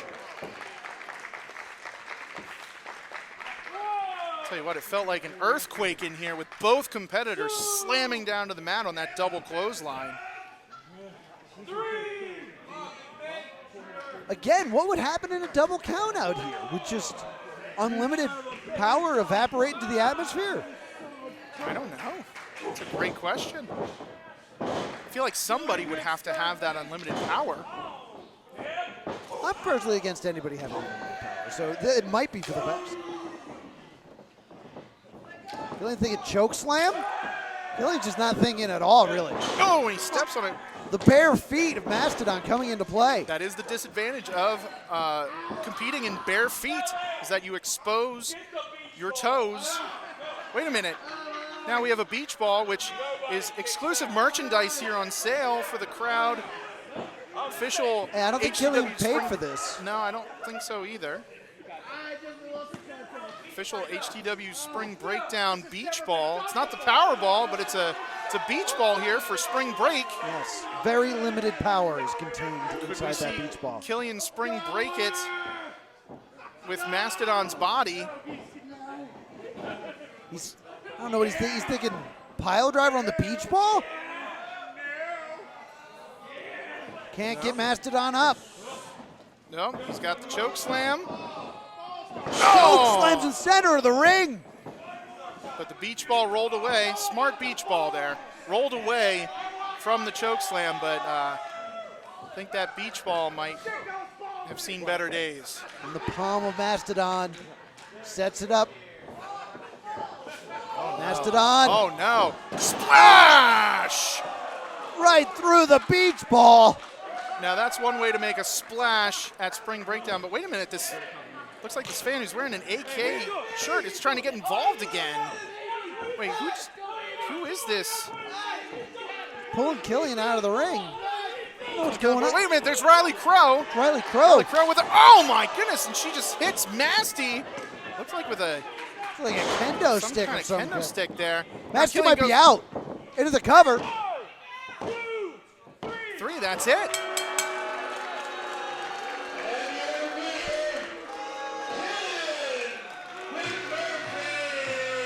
Well, either way, the Goon sweep stays intact. The Powerball stays with the Goons. So all is, I guess, right with the world. Did the Goons get another member? Is that what just happened? Is that there what- just another member of the Goons now? I get they keep multiplying. They're like rabbits. They're like 40% of our roster at this point. Well, whoever this Goon is was a critical part of Killian being able to secure the victory on behalf of Myles and keeping the Powerball and that unlimited power within the Goons.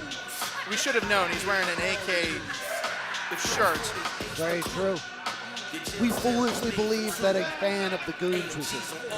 Especially somebody buying merch from Any corporation worth its salt has to deliver maximum value to its shareholders. Wilde LLC, no different.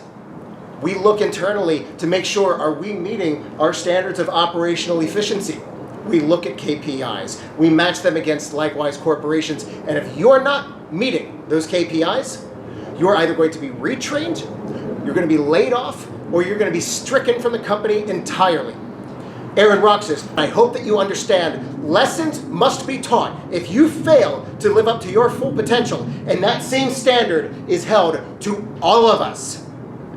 Going forward, Wilde LLC will operate at full operational efficient capacity to deliver maximum value to its shareholders. For the love of God, take that shirt off. HTW Spring Breakdown 93. It's almost time for the main event. HTW TV champion Mike Skyros and Edith Surreal. Whoa. Whoa, indeed, because Edith Surreal, you've done everything to prove yourself at High Tension Wrestling. You've worked your way up through the ranks, and you've truly earned this title match. But the story with you is the same story with a lot of people here. Everyone thinks they can be champion. Everyone is planning my downfall. Everyone is wondering who's going to be the next person to take the championship off of Mike Skyros. And it's not going to be any of you. Not because you're not talented, but because I've worked this much harder to be champion and this much harder to stay champion. So when you look at yourselves and look at me, you can recognize that the reason I'm champion is because I am, in fact, as advertised, all killer, no filler. Back to you.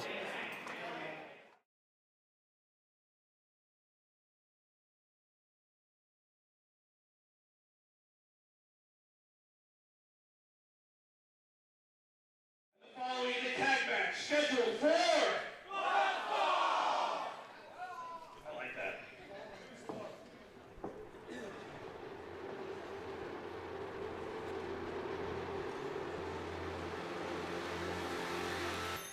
Here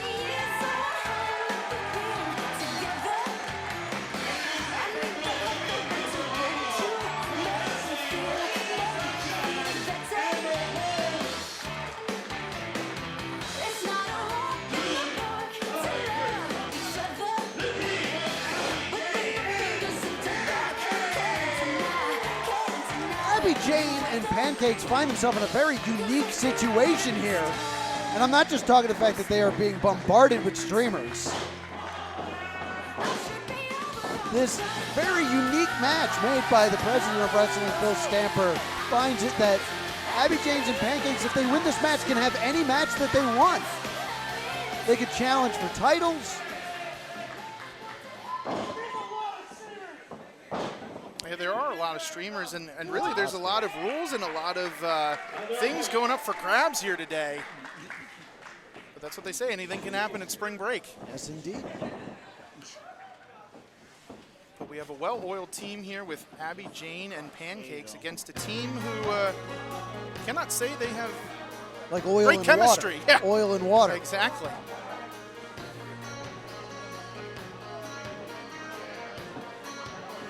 We might want to tell Anthony to get out of the way.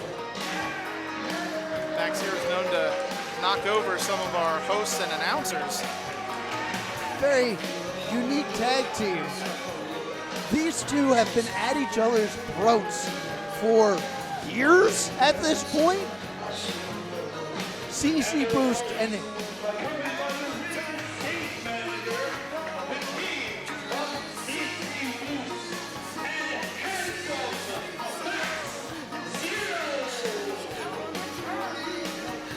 Max Zero and CC Boost do not like each other and are being forced to tag because of President Phil Stamper. But they should not ignore this opportunity. Yeah, this opportunity that's presented to them was because of what seemed to be maybe disingenuous apologies at Christmas Trios, where each competitor appeared in each other's matches trying to apologize and maybe make up. So if they really are trying to get on better terms with each other, what better way than to team up for one common goal and see if they can work together. Yes, especially when so much is on the line. They can challenge anybody if they win this matchup. Yeah, in fact, they could try to challenge the outfielders for their tag titles. Exactly. They could challenge the Goons, maybe a tag team Powerball. Yeah, very true. Matchup. Great opportunity. Zero wants nothing to do with this. I think Zero's trying to walk out. CC Boost is coming to the ring by his accountability buddy. Yes. And I can't believe that Laura Crane's job got harder. But here we are. Yeah, because now, in addition to trying to manage and control CC Boost, it looks like she's now got to manage and control a team of two people who really don't like each other. Not at all. And I've said it before, and I will say it again right now. It is very hard for two great wrestlers to be one great team. Especially if they're used to working alone. You do need some kind of chemistry in order to be a team. Pancakes here, and there with CC Boost. Controlling the arm. Great takedown. Maintaining control. Arm drag takeover. Boost getting frustrated already. Came to the ring frustrated, if I'm being honest. Pancakes. With a good sportsmanship handshake there. That's the lariat. Drop kick. The quickness and the agility of Pancakes here on display makes the tag to Abby Jane. Again, this is Lucha tag rules, so with CC Boost exiting the ring, they don't need to tag in and out. So Max Zero is now the legal competitor. And look at the size difference between Abby Jane and Max Zero here.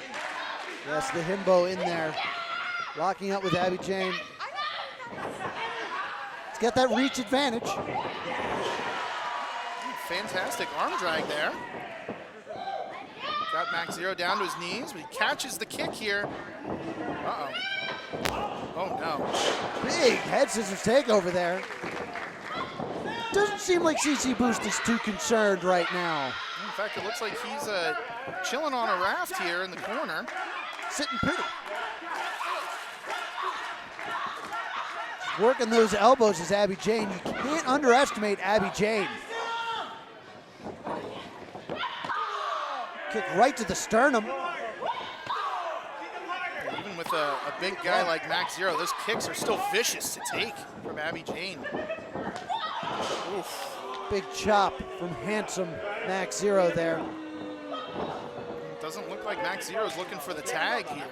Looks like he just wants to take care of it himself to guarantee the victory. Max is going to go in this on his own.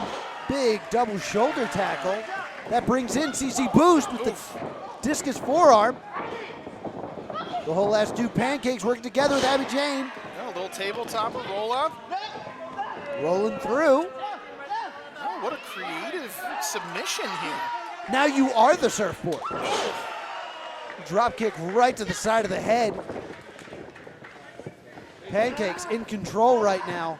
Abbie Jane grabbing an arm. Got a double armbar. Again, showing the wonderful chemistry that Abbie Jane and Pancakes have.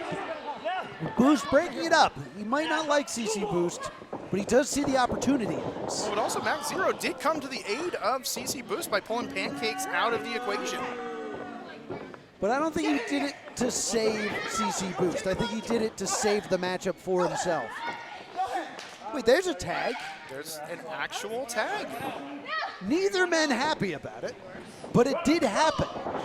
Maybe CC Boost is seeing it for the greater good.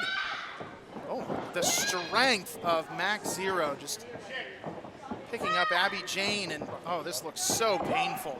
Oh my gosh. What a dominator. Great dominator, tag made. Another tag. I think, again, with a lot of disdain, but CC Boost in control right now with Abbie Jane.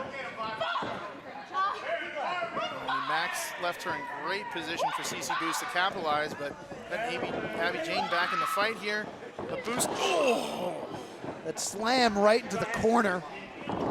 Making sure the legs clip the turnbuckles. Now CC Boost rolls out, which lets Max in, I guess, instead of a tag, but now they're sharing responsibilities here, just decimating Abbie Jane in the middle of the ring. The one thing that I've noticed is the strength. Through every move, every motion, these two are refusing to take their eyes off one another. Apparently it was taking a little bit too long. You don't get paid by the hour here in wrestling, I'll tell you that. So I think CC Boost wants you to hurry it up. They just want to win this matchup, get that opportunity. But the misfunction at the junction here gives Abbie Jane a chance to fire back here.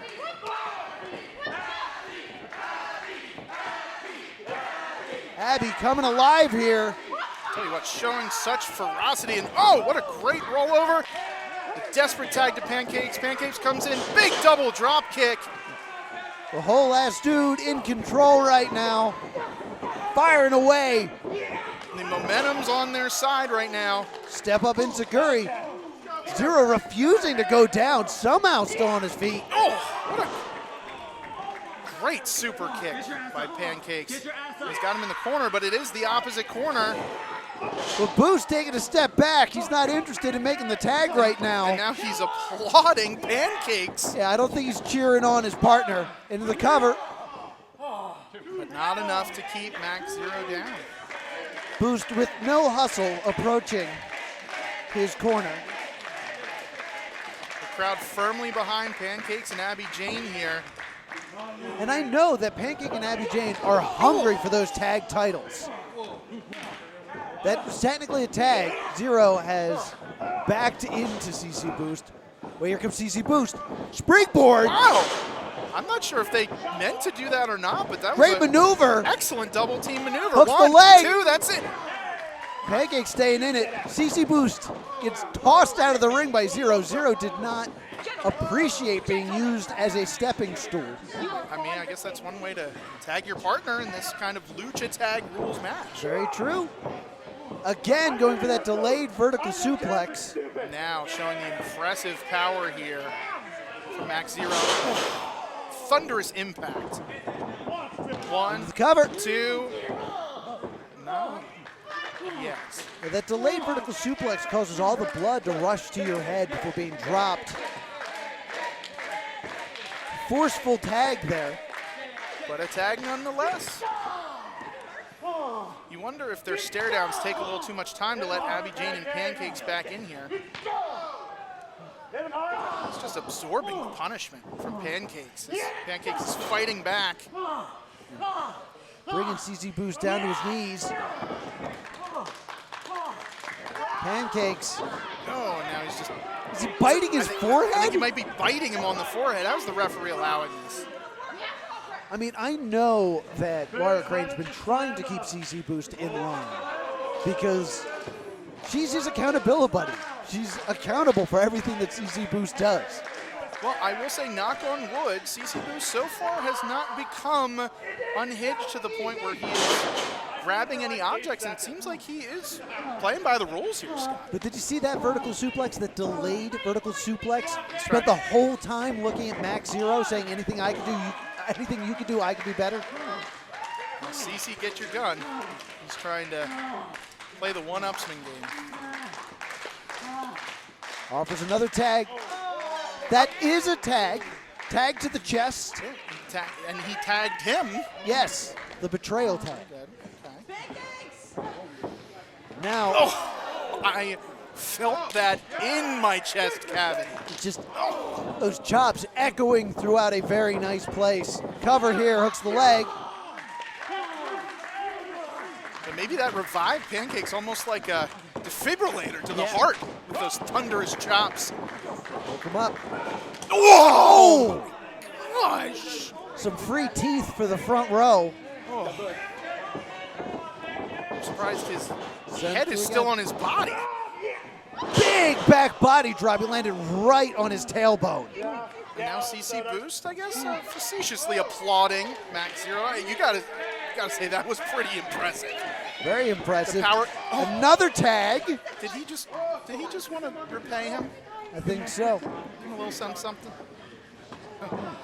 Just disrespectful kicks to Pancakes. Oof. But there's so much fight in Pancakes. Pancakes has wanted to be a wrestler his entire life. And he's going to take any opportunity he has to make waves here. Wow, I was going to say, we have seen both Pancakes and Abby Jane backed into a corner multiple times, and they have come out successful on the other end when we think it's not going to happen. You saw Pancakes trying to roll through, cut off by Zero. Zero kicks him into the corner. I don't know. I think tag was made. Made a tag? Is there a tag made? But they're fighting.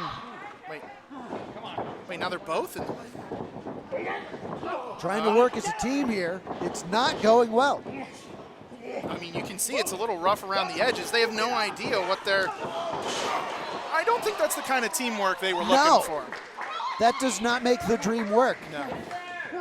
I definitely can say they are Rolls not... out, Abby's legal. Flying cross body. Oh, but CC gets right back up. He's in the corner. Ooh, Jade kick right in the mush. And CC Boo's much taller. Here we go. Oh, spiked right at the top of the head. Could be it. 1, 2. Boost out at 2. I mean, you could say that Abby, Jane, and Pancakes are reminiscent of that U.S. Olympic basketball team, the Dream Team. Wait a minute. Where did the plushie go? Oh, hugs. Oh. Double super kick.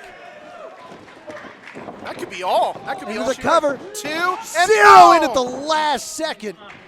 Yeah, he might have distracted himself too much with the. But we saw. Yeah, Zero took Laura Crane's plushie. Reptar is missing. No. Reptar. Not Reptar. Gotta find the Reptar. Maybe put that on the cereal box. Working as a team, looking for that double suplex. With the himbo, a very large man to get over. Just dropping his hips. Look at the power. Gosh. Handsome Max Zero. On full display today is Max Zero's absolute strength and power. Zero with a handful of hair of Pancakes. Pancakes up high. Fireman's carry position. Pancakes escaping. Going for the ripcord. Forearm into. Step up. Tornado DDT. Zero rolling out, though.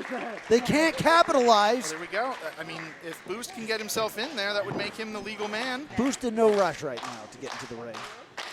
Seems like he's also reeling a little bit, or maybe he was playing possum. Just tosses Abbie Jane across the ring.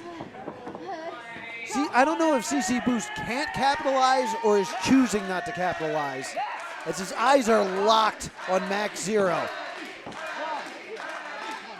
Well, now he's asking Max to get in the ring, almost to, again, try to work together, but last time it did not work out so well. Boost heading out. Is this Max going for some kind of package? Oh no. Package power pile driver. Oh. Abbie Jane escapes out the back. Sends him into CC Boost. Abbie, this is your opportunity. The wrestling's ray of sunshine's got to shine bright now, because this is the time to capitalize. Boost is just stuck on that top rope. He's technically legal now because Zero rolled out. Abbie alone in there with CC Boost. Rushes in. Oh! Face buster! Could that be it? Rolls him over. 1, 2, no! Oh, still some life in CC Boost. Inches away from a match of their choosing, Scott. It would mean so much to Abbie Jane and Pancakes to win this matchup. They can't get frustrated.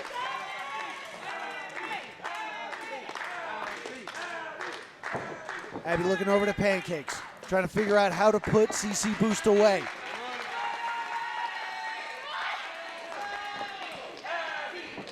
Trying to get this crowd on her side here. Very nice place. Going in for that discus. Oh. Double knees to the back. Zero just wiped out Pancakes. You can see now, it looks like CC Boost is getting a little more vicious, almost slithering into the abyss of what he used to be, which, by the way, this sponsor for this match is slithering into the abyss as Abbie Jane avoids a new podcast coming from the HTW network featuring our very own Alex Watt and Paige Watchie as, whoa! Watchie, that double team move. This could be it. Cover. 2, 3. They did it. CC Boost and Zero. They get to pick whatever match they want right now.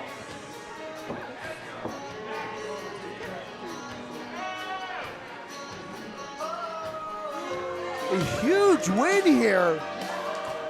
Now, I was going to say, I'm no rocket surgeon here, Scott, but I would imagine that since they are the victors, you would think your with winner, their history, CC Boost and handsome Max Zero. You would think with their history that it's a given what this is going to be. I mean, they're standing shoulder to shoulder. See, this proves Phil Stanford right. If they can put everything aside, they can really make something of themselves here in high tension wrestling.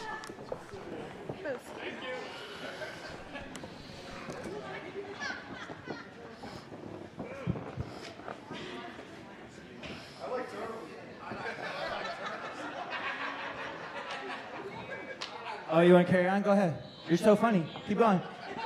Go ahead. Go ahead. Say another one. We're waiting. Everyone's waiting. Oh, there's no more jokes? Because you're not actually entertaining? Because you're just losers? Oh, that's what I thought.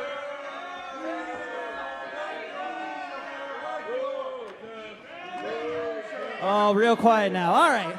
Now that I have the microphone. Now that I have the microphone and can talk louder than any of you. Good job.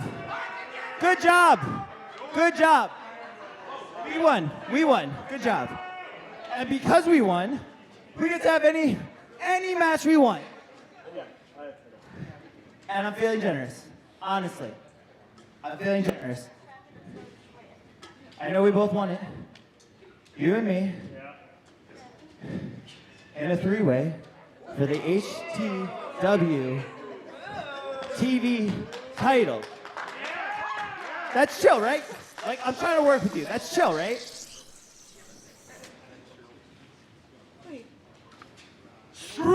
fight me. Barbed wire, fight me. Wait a minute. No, I'm good. I don't need it anymore. I'm a therapist now. Things are looking up. I don't need the violence anymore. If you don't want it, I'll do it myself. I'll get a title shot. It's me. It's Chill. Good job. Thank you for the title.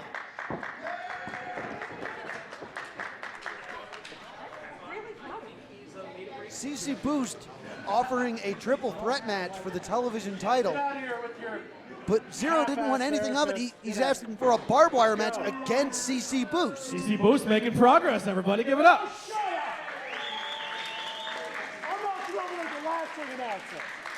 I mean, I expected that response from Zero as the match between, but I did not expect CC Boost. I'm scared. I'm scared. Not Zero, just Be careful what you say.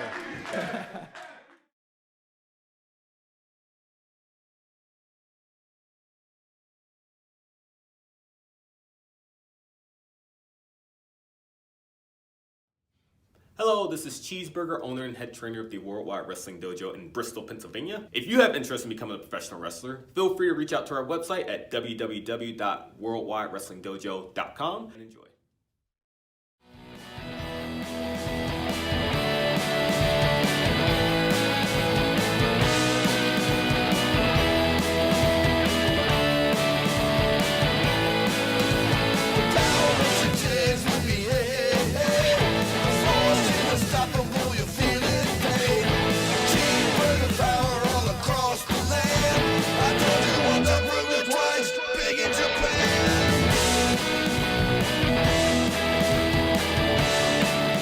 The following match is scheduled for... Never gets old.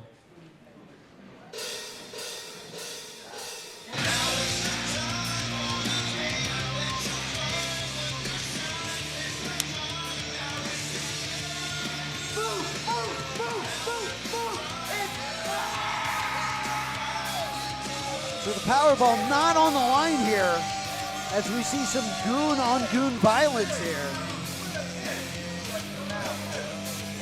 Myles Millennium still the holder of unlimited power. Yep, it was defended earlier, so Myles still has that Powerball, but now he is getting ready for Goon. Introducing from Goon headquarters, weighing in at 175 pounds, the Ripper, Myles Millennium! So we got this Goon grudge match coming up here with Myles Millennium and Robb Radke, which really stemmed from Christmas Trios. Yes, it's very important that Killian and Robb Radke had a match at Christmas Trios, and they both agreed they were going to leave it in the ring. After the match, everything was going to go back to normal among the Goons. Myles Millennium didn't feel that way, and surprised Robb Radke with a super kick, leading to this matchup. So apparently, the issues are not worked out between Robb Radke and Myles Millennium. Yeah, to be fair, and if you noticed earlier when the Goons came out with the whole Powerball defense, you noticed Robb Radke was very dejected. He was off in the corner. He was not even participating in any of the things. In fact, he walked out about halfway through, not even helping out the Goons in this situation. So you gotta wonder where his mind's at before this matchup here with Myles Millennium. The Goons hoping that this clears the air. As you see Big Dust accompanying both men to the ring.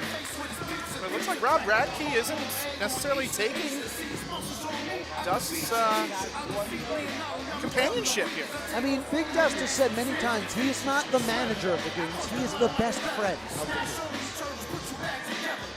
Like, these guys are friends. And you know what? Sometimes and his opponent from the Diamond State, weighing in at 206 pounds, the bigger man, big time, Robb Radke! Well, you got to wonder if saying the bigger man is, maybe gets to Myles Millennium in some way, shape, or form. Yeah. I mean, this fight is personal. I think it became personal at Christmas Trios for sure. If it was not, before. But I mean, these two have been friends. I mean, these two should have a common goal, the strength of the Goons. They're trying to work past this. Ring the bell. We're underway. We'll see if Robb Radke can capitalize here, because it seems like he's got a chip on his shoulder to do everything the right way, which the Goons are not privy to do so. Ooh. Step up kick by Myles Millennium. Sending to the top rope. Big flying cross body rolls through. Robb Radke proving he's the bigger man. Hoisting Myles up. Ooh, the strength here got him completely vertical. Just holding him. Picking his moment. Robb Radke, one of the powerhouses of the Goons. And you got to wonder too, because again, these guys are not only friends, but I'm sure they train together, and they've pretty much done everything together for a long time. You got to wonder how that will play into this match, if they know each other's moveset and how they can counter everything, or if somebody's going to pull out something new. It's tough going in there with your friend, someone that knows you very well, because they know all your cards. They know your favorite moves, and they know how to counter them. Radke goes shoulder first right into the ring post there. Come on, bring this back in the ring. Battling back into the ring. It's Myles, baby! That's Myles. I was not aware. Was not aware. That's why I reminded you. Now, Myles just teeing off on Robb Radke. You know what's interesting? In these situations where tag partners have to fight each other, usually you see more of a technical match. You don't want to injure someone that's on your team. But this match has not been friendly. This has not been a friendly exhibition. These look like two men that are trying to hurt one another. Yeah, no, moves like that where he is choking Robb Radke on the ropes, those are not friendly competition moves. No, that is out for blood. That knee brought right to the back of the head. It's almost maybe showing dominance in the Goon hierarchy. Very true. Well, Robb Radke kicking out at 1. Myles stomping away. You got to think that super kick that Robb Radke took in trios has been playing in his mind over and over and over again since then. And you wonder if that is fueling the fire inside him to really prove himself, because he had quite the match with Killian at Christmas Trios and almost had the victory. Very true. Myles knees to the midsection. Come on, Myles. Come on, Rob. Come on, out of the corner. Now with the cross, did you hear the sound the metal made? The way the ring shifted on that? Yeah, I mean, Myles is deceivingly strong. I mean, we saw his strength on display when he at High Tension Pagoda Monia. He faced Matt Taven. Very true. For that Powerball. Sends him across. Myles just looking to pick apart Robb Radke. Not letting Robb Radke get any momentum here. Keeping him trapped in the corner. Try to send him away again. No, but Robb reverses it this time. Rolls out. Comes in. Catches Myles. T-blown suplex. That could be it. 1, 2. No, not quite enough to put away Myles Millennium.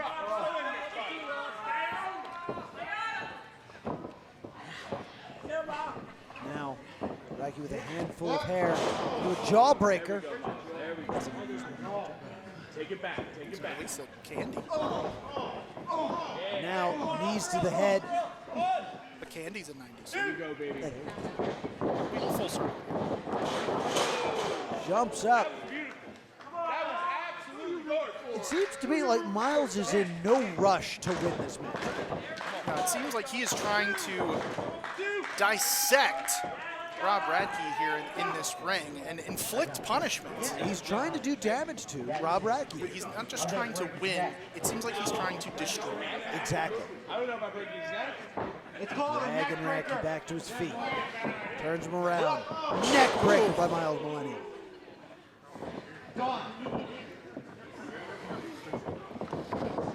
Lackadaisical cover. Only good for a 2.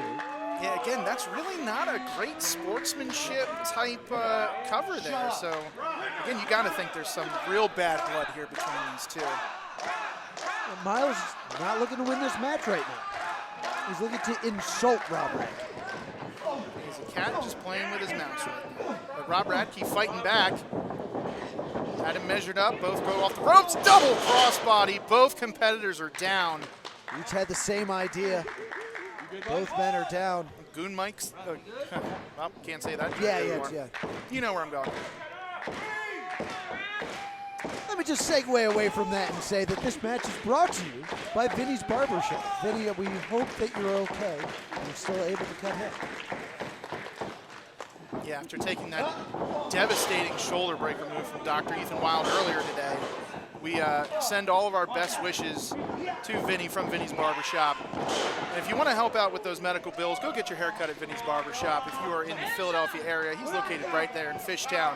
Again, he is Brutus the Barber, Beefcake's favorite barber. Yes, indeed. Myles gets the boot up. I got him. No, not. Looks like he scouted Robb Radke going for the side slam, sends him into the rope, but Robb Radke scouted that as well. He's waiting for him. Rushes in, shot to the midsection. Radke going up and over, sunset flip. Rolls all the way through into a power bomb. Folds up, Myles Millennium. Radke not done though. Gonna ascend the turnbuckles. Now again, if this was more sportsmanlike, you would think that Radke would go for the cover, but instead he's going up to the top rope to try and inflict some more punishment onto Myles Millennium. And at that point, he's looking at Big Dust. Myles gets the knees up. Gets the knees up, but Radke blocks it, rolls through into the sharpshooter. That's what happens when you know each other very well. He saw the knees coming up. And Myles gets to the ropes. Big Dust there holding the power ball out. Maybe Myles feeds off the energy of the power ball. Now Radke's waiting for his prey to get up. Both men struggling to their feet. Ducks the boot to kick the leg. Oh, he was looking for the DDT, but great counter there by Robb Radke. And again, showing the strength, the upper body strength. Power.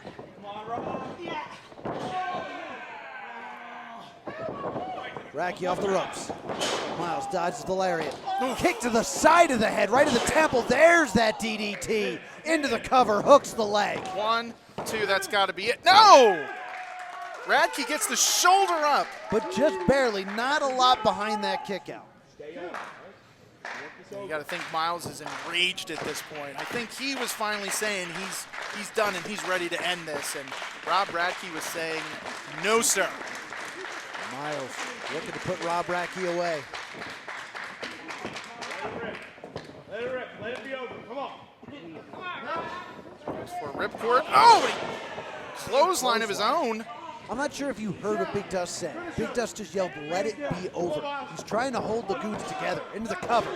Oh my goodness, another inches away, Robb Radke, from a victory there. It's very interesting trying to watch Big Dust play both sides at the same time in this matchup. You just care about both of these men. Yeah, I mean, it's hard to choose between your friends, especially when they are having conflicts like this. You don't necessarily want to choose a side. Looking for that unpettier. Of course, Myles knows the counter into the code breaker.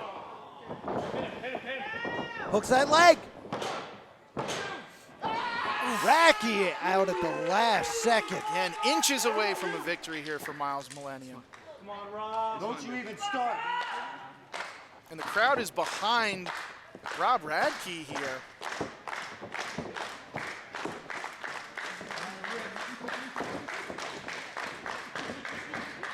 Now Myles got him hooked up, but look at the strength. Look at the strength of Robb Radke. He's going for almost a sliced bread maneuver, but he gets a big boot to the face. Now, Robb's got to stay on him if he wants to come away with the victory. Here we go. Mike going for the unpettier. Got it hooked in. Oh, there it Nails is. it. He's got it. That might be it. Kurzweil's over. Could we see it? 1, 2. Foot. Dust. Wait a second. Dust putting Myles' foot on the rope. Now, from my vantage point, I couldn't see clearly, but it looked like to me that Big Dust actually put Myles' foot on the rope. I mean, I think I saw it pretty clearly. Big Dust might have just chosen a side in this civil war. And now Robb is not too thrilled with the choice Big Dust made. As Dust is backing away and starts running. Trying to escape.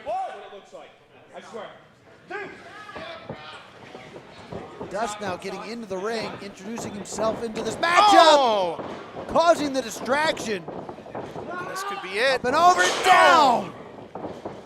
Into the cover, hooks the leg. 3, That is all. And your winner, Myles Millennium! Another Goon contest where it's a shame that it ended in such a way that it was not a clear, decisive victory. It took a distraction to just lose Robb Radke's mentality, and Myles Millennium capitalized. And I'm going to say it again. These two wanted to leave it all in the ring. The Goons are supposed to be united after this. They don't look too united right now. Oh, it looks like Dust going low on Radke. Well, if it wasn't clear before, I think it is very clear now which side Big Dust has chosen. You have to wonder if this is part of some larger plan. I would like to say that this is a horrible thing I'm doing, but I know it's for the best for both of us. Robb, we are no longer friends, and you are out of the Goons.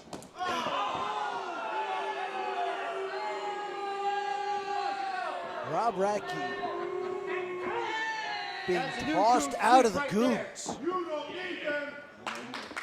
It looks like the line has been drawn in the sand here for the Goons as Robb Radke seems to be officially out of the Goons.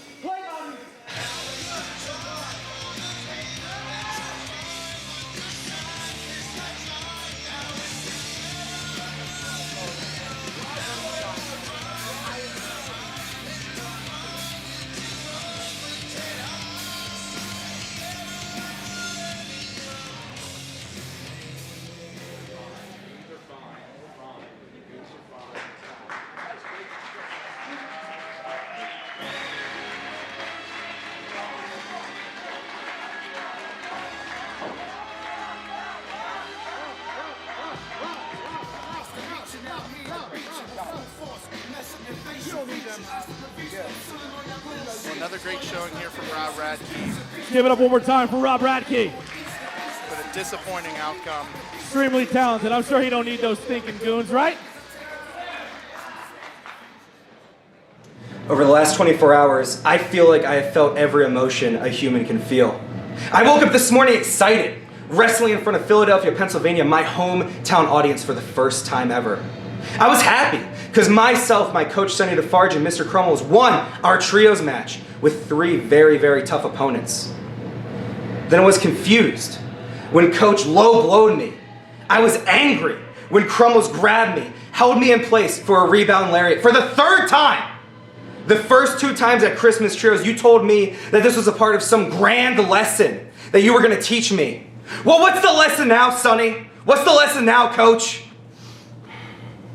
I have a lesson that I want to teach both of you. That the Bryan Ace experience It's not about the destination, it's about the journey. And right now, if my journey is going through Mr. Crumbles to get to you, Coach, then I'm gonna show you that I am ready. Mr. Ace, may I have a word with you, please? Go for it. Excuse us. If you're in the Philadelphia area and you need a haircut, a shave, maybe a beard trim, head on over to Vinny's Barber Shop. Just happens to be Brutus the Barber Beefcake's favorite barber's favorite barber. You can make your appointment online at www.vinnysbarber.shop. That's vinnysbarber.shop. All right, make sure you guys stick around afterwards. Immediately following the action, our band will be playing once again, so you can hang out, listen to some music, dance a little bit, get a little crazy. You want to dance? Look at you. I know you want to dance.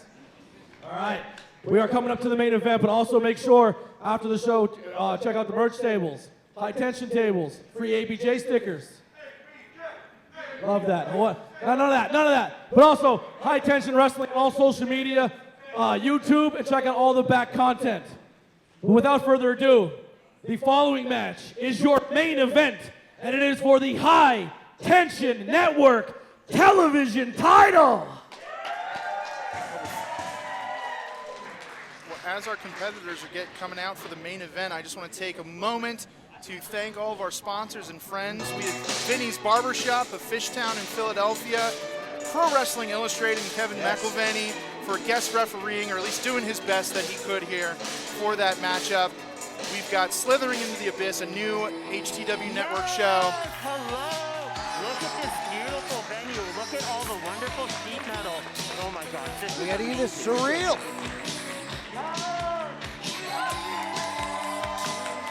Two-time Christmas Trios tournament winner with the Outfielders as the Pop Art Introducing Flyers. the challenger, hailing from Philadelphia, Pennsylvania, the ephemeral queen, Edith Surreal!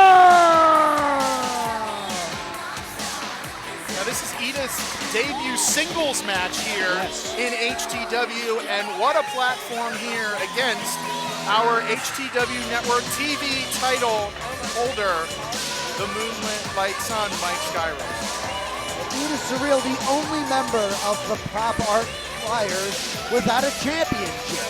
And she's looking to change that here tonight and gain that HTW television championship.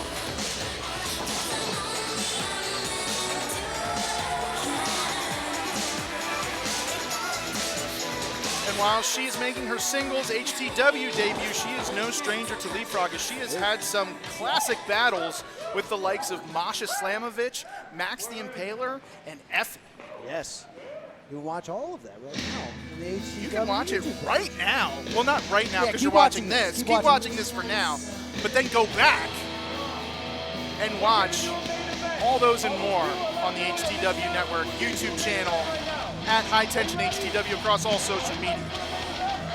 And her opponent, the High Tension Wrestling Network television champion, hailing from Syracuse, New York, weighing 203 pounds, the Moonlight Sun, Mike Skyros!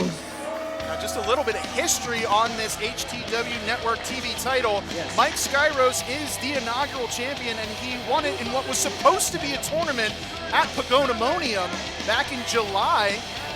But it turned into a gauntlet after the tournament basically got destroyed and bracket was busted, which is appropriate for the springtime and March Madness.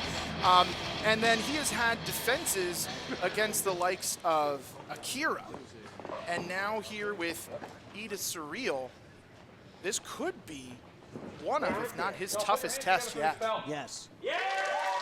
Skyros does not believe that the title makes the wrestler makes the title. And Skyros is on a mission to make that the most prestigious title in all of professional wrestling. And he has defended it not just at High Tension Wrestling, but he's also defended it at Smashmaster Wrestling against the likes of Lucky 13. Yes. And Sean Carr. He's trying to keep that title prestigious. He wants to wrestle the best in the world here. Ring a bell. We are underway here. Great show of sportsmanship here from the two competitors.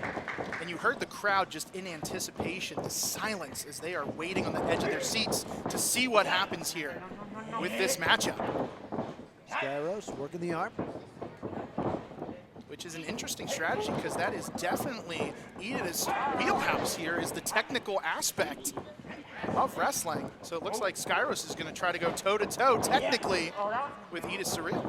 Skyros wants to show off that he can hang with anyone at anything. That's what he wanted. When he said he won this HTW Network TV title, he wanted to prove that he is the best and he wants to face the best. And Edith Surreal is one of the best right now. Look at the great body control from Skyros. Skyros with a unique escape from that head scissors.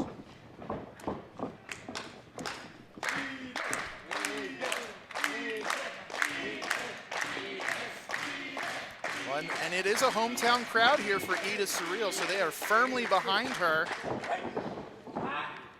Yeah, a new situation here for Skyros.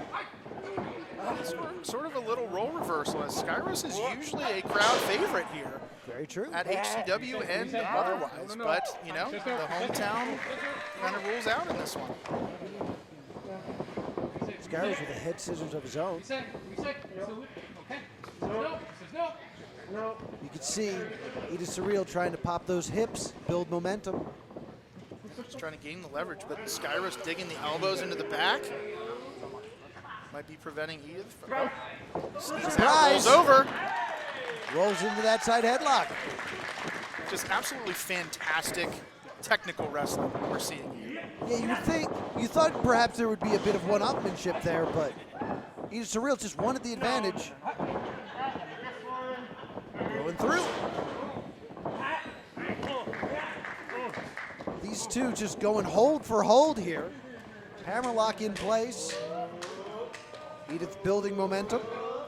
Using some different strategies here to try to break out. Goes behind. Hammerlock of her own. Almost like a confusing distraction there to loosen the grip. Leapfrog. Slides back underneath. Whoa. Cradles him up. One. No, just a one count. Suckered in Skyros there. Beautiful drop kick. Into the cover, hooks the leg. Only good for one. And we've seen a little bit of everything here today at Spring Breakdown. We've seen a lot of chaotic matches. We've seen high flying. We've seen an under the bottom rope rumble. Yes. And now we are seeing some of the best technical wrestling you will see anywhere in the world. Yeah, we got everything here at High Tension Wrestling. We have a little bit of everything for everybody here at High Tension Wrestling. Skyros with the waist lock rolls through, gets those shoulders down. Doesn't give up the grip. Trying to roll Edith over again. Shoulders not staying down for a full count. Works her way up to a standing position, standing switch, and another, and another, and another. Switch. Trading holds are Edith and Skyros trading back and forth. They're spinning right round, Scott. It's like a record. Oof. Skyros causing the record to skip there. See, Skyros can't get distracted by these fans. I know he's used to being on the other end of cheers, but if he gets distracted, he'll end up in situations like this. Edith with both legs all wrapped up. These are two both experienced wrestlers here, so they will take advantage whenever there is a lull in the action. They are both very advantageous. Yes, indeed. Big clothesline. And And now this is kind of what I was expecting more of from Skyros. Instead of matching technical for technical, now using a little bit of the power here to combat some of the technical prowess of Edith Surreal. Kick out at 2.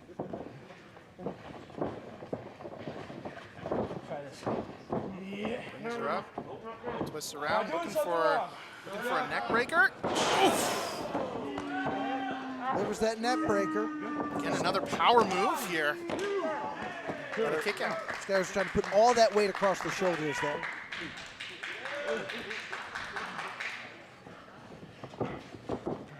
Skyros in control. Oh, just a sickening thud. Takes your breath with that chop. And again. Wondering if Edith Surreal can breathe again. Getting Edith up. Edith out the back. Trying to roll through. Up 2. Ooh, that was close. Could have had a new champion. Skyros, German suplex.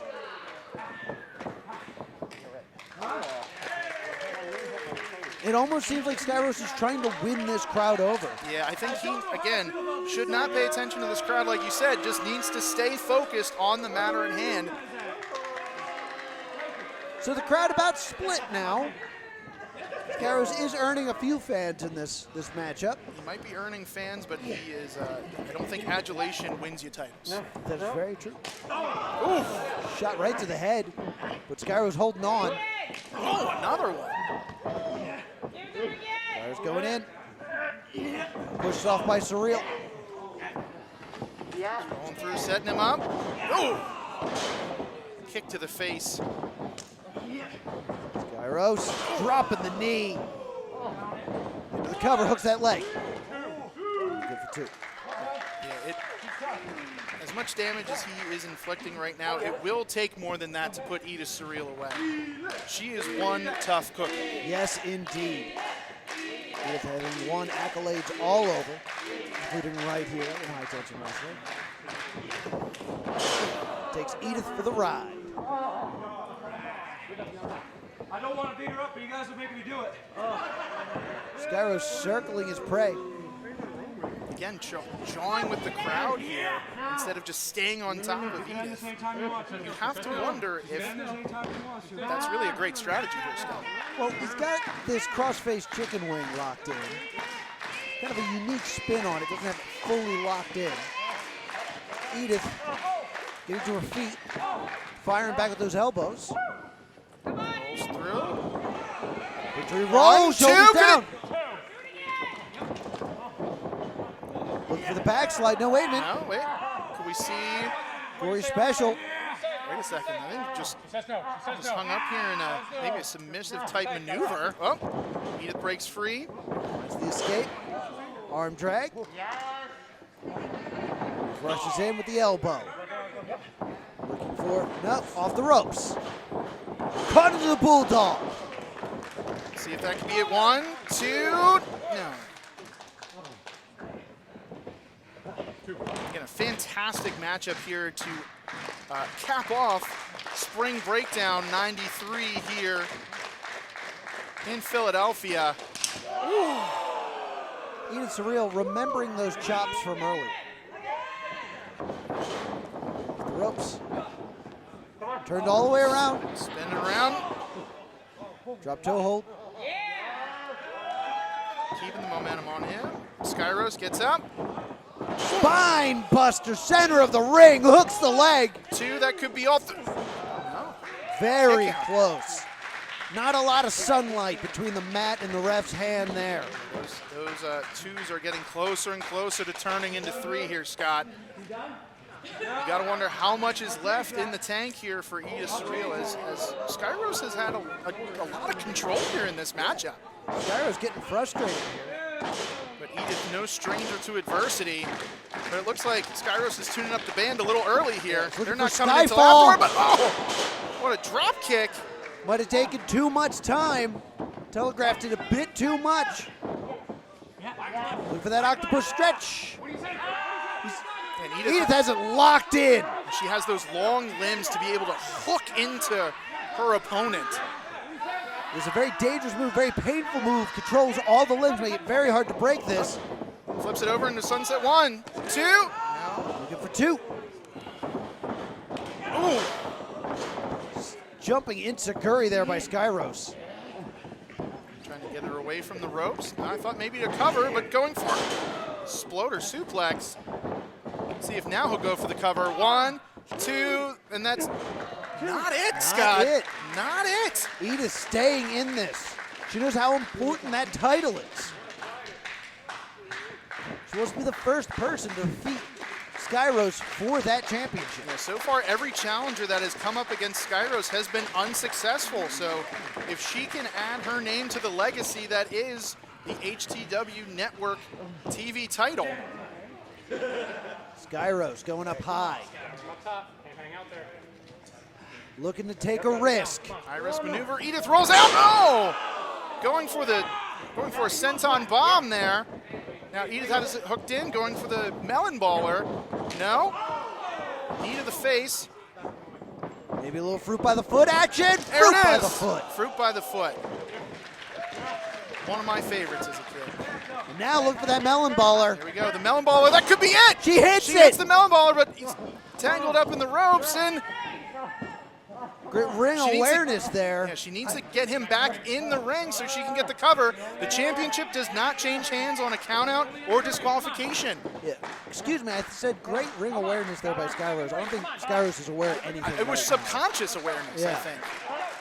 Because I'm not sure he's totally conscious right now. Yeah, these two battling it out here on the apron. Very dangerous situation here. Yeah, they have definitely entered the danger zone here. Shouts to the midsection. Trying to see which one is the top gun of HTW.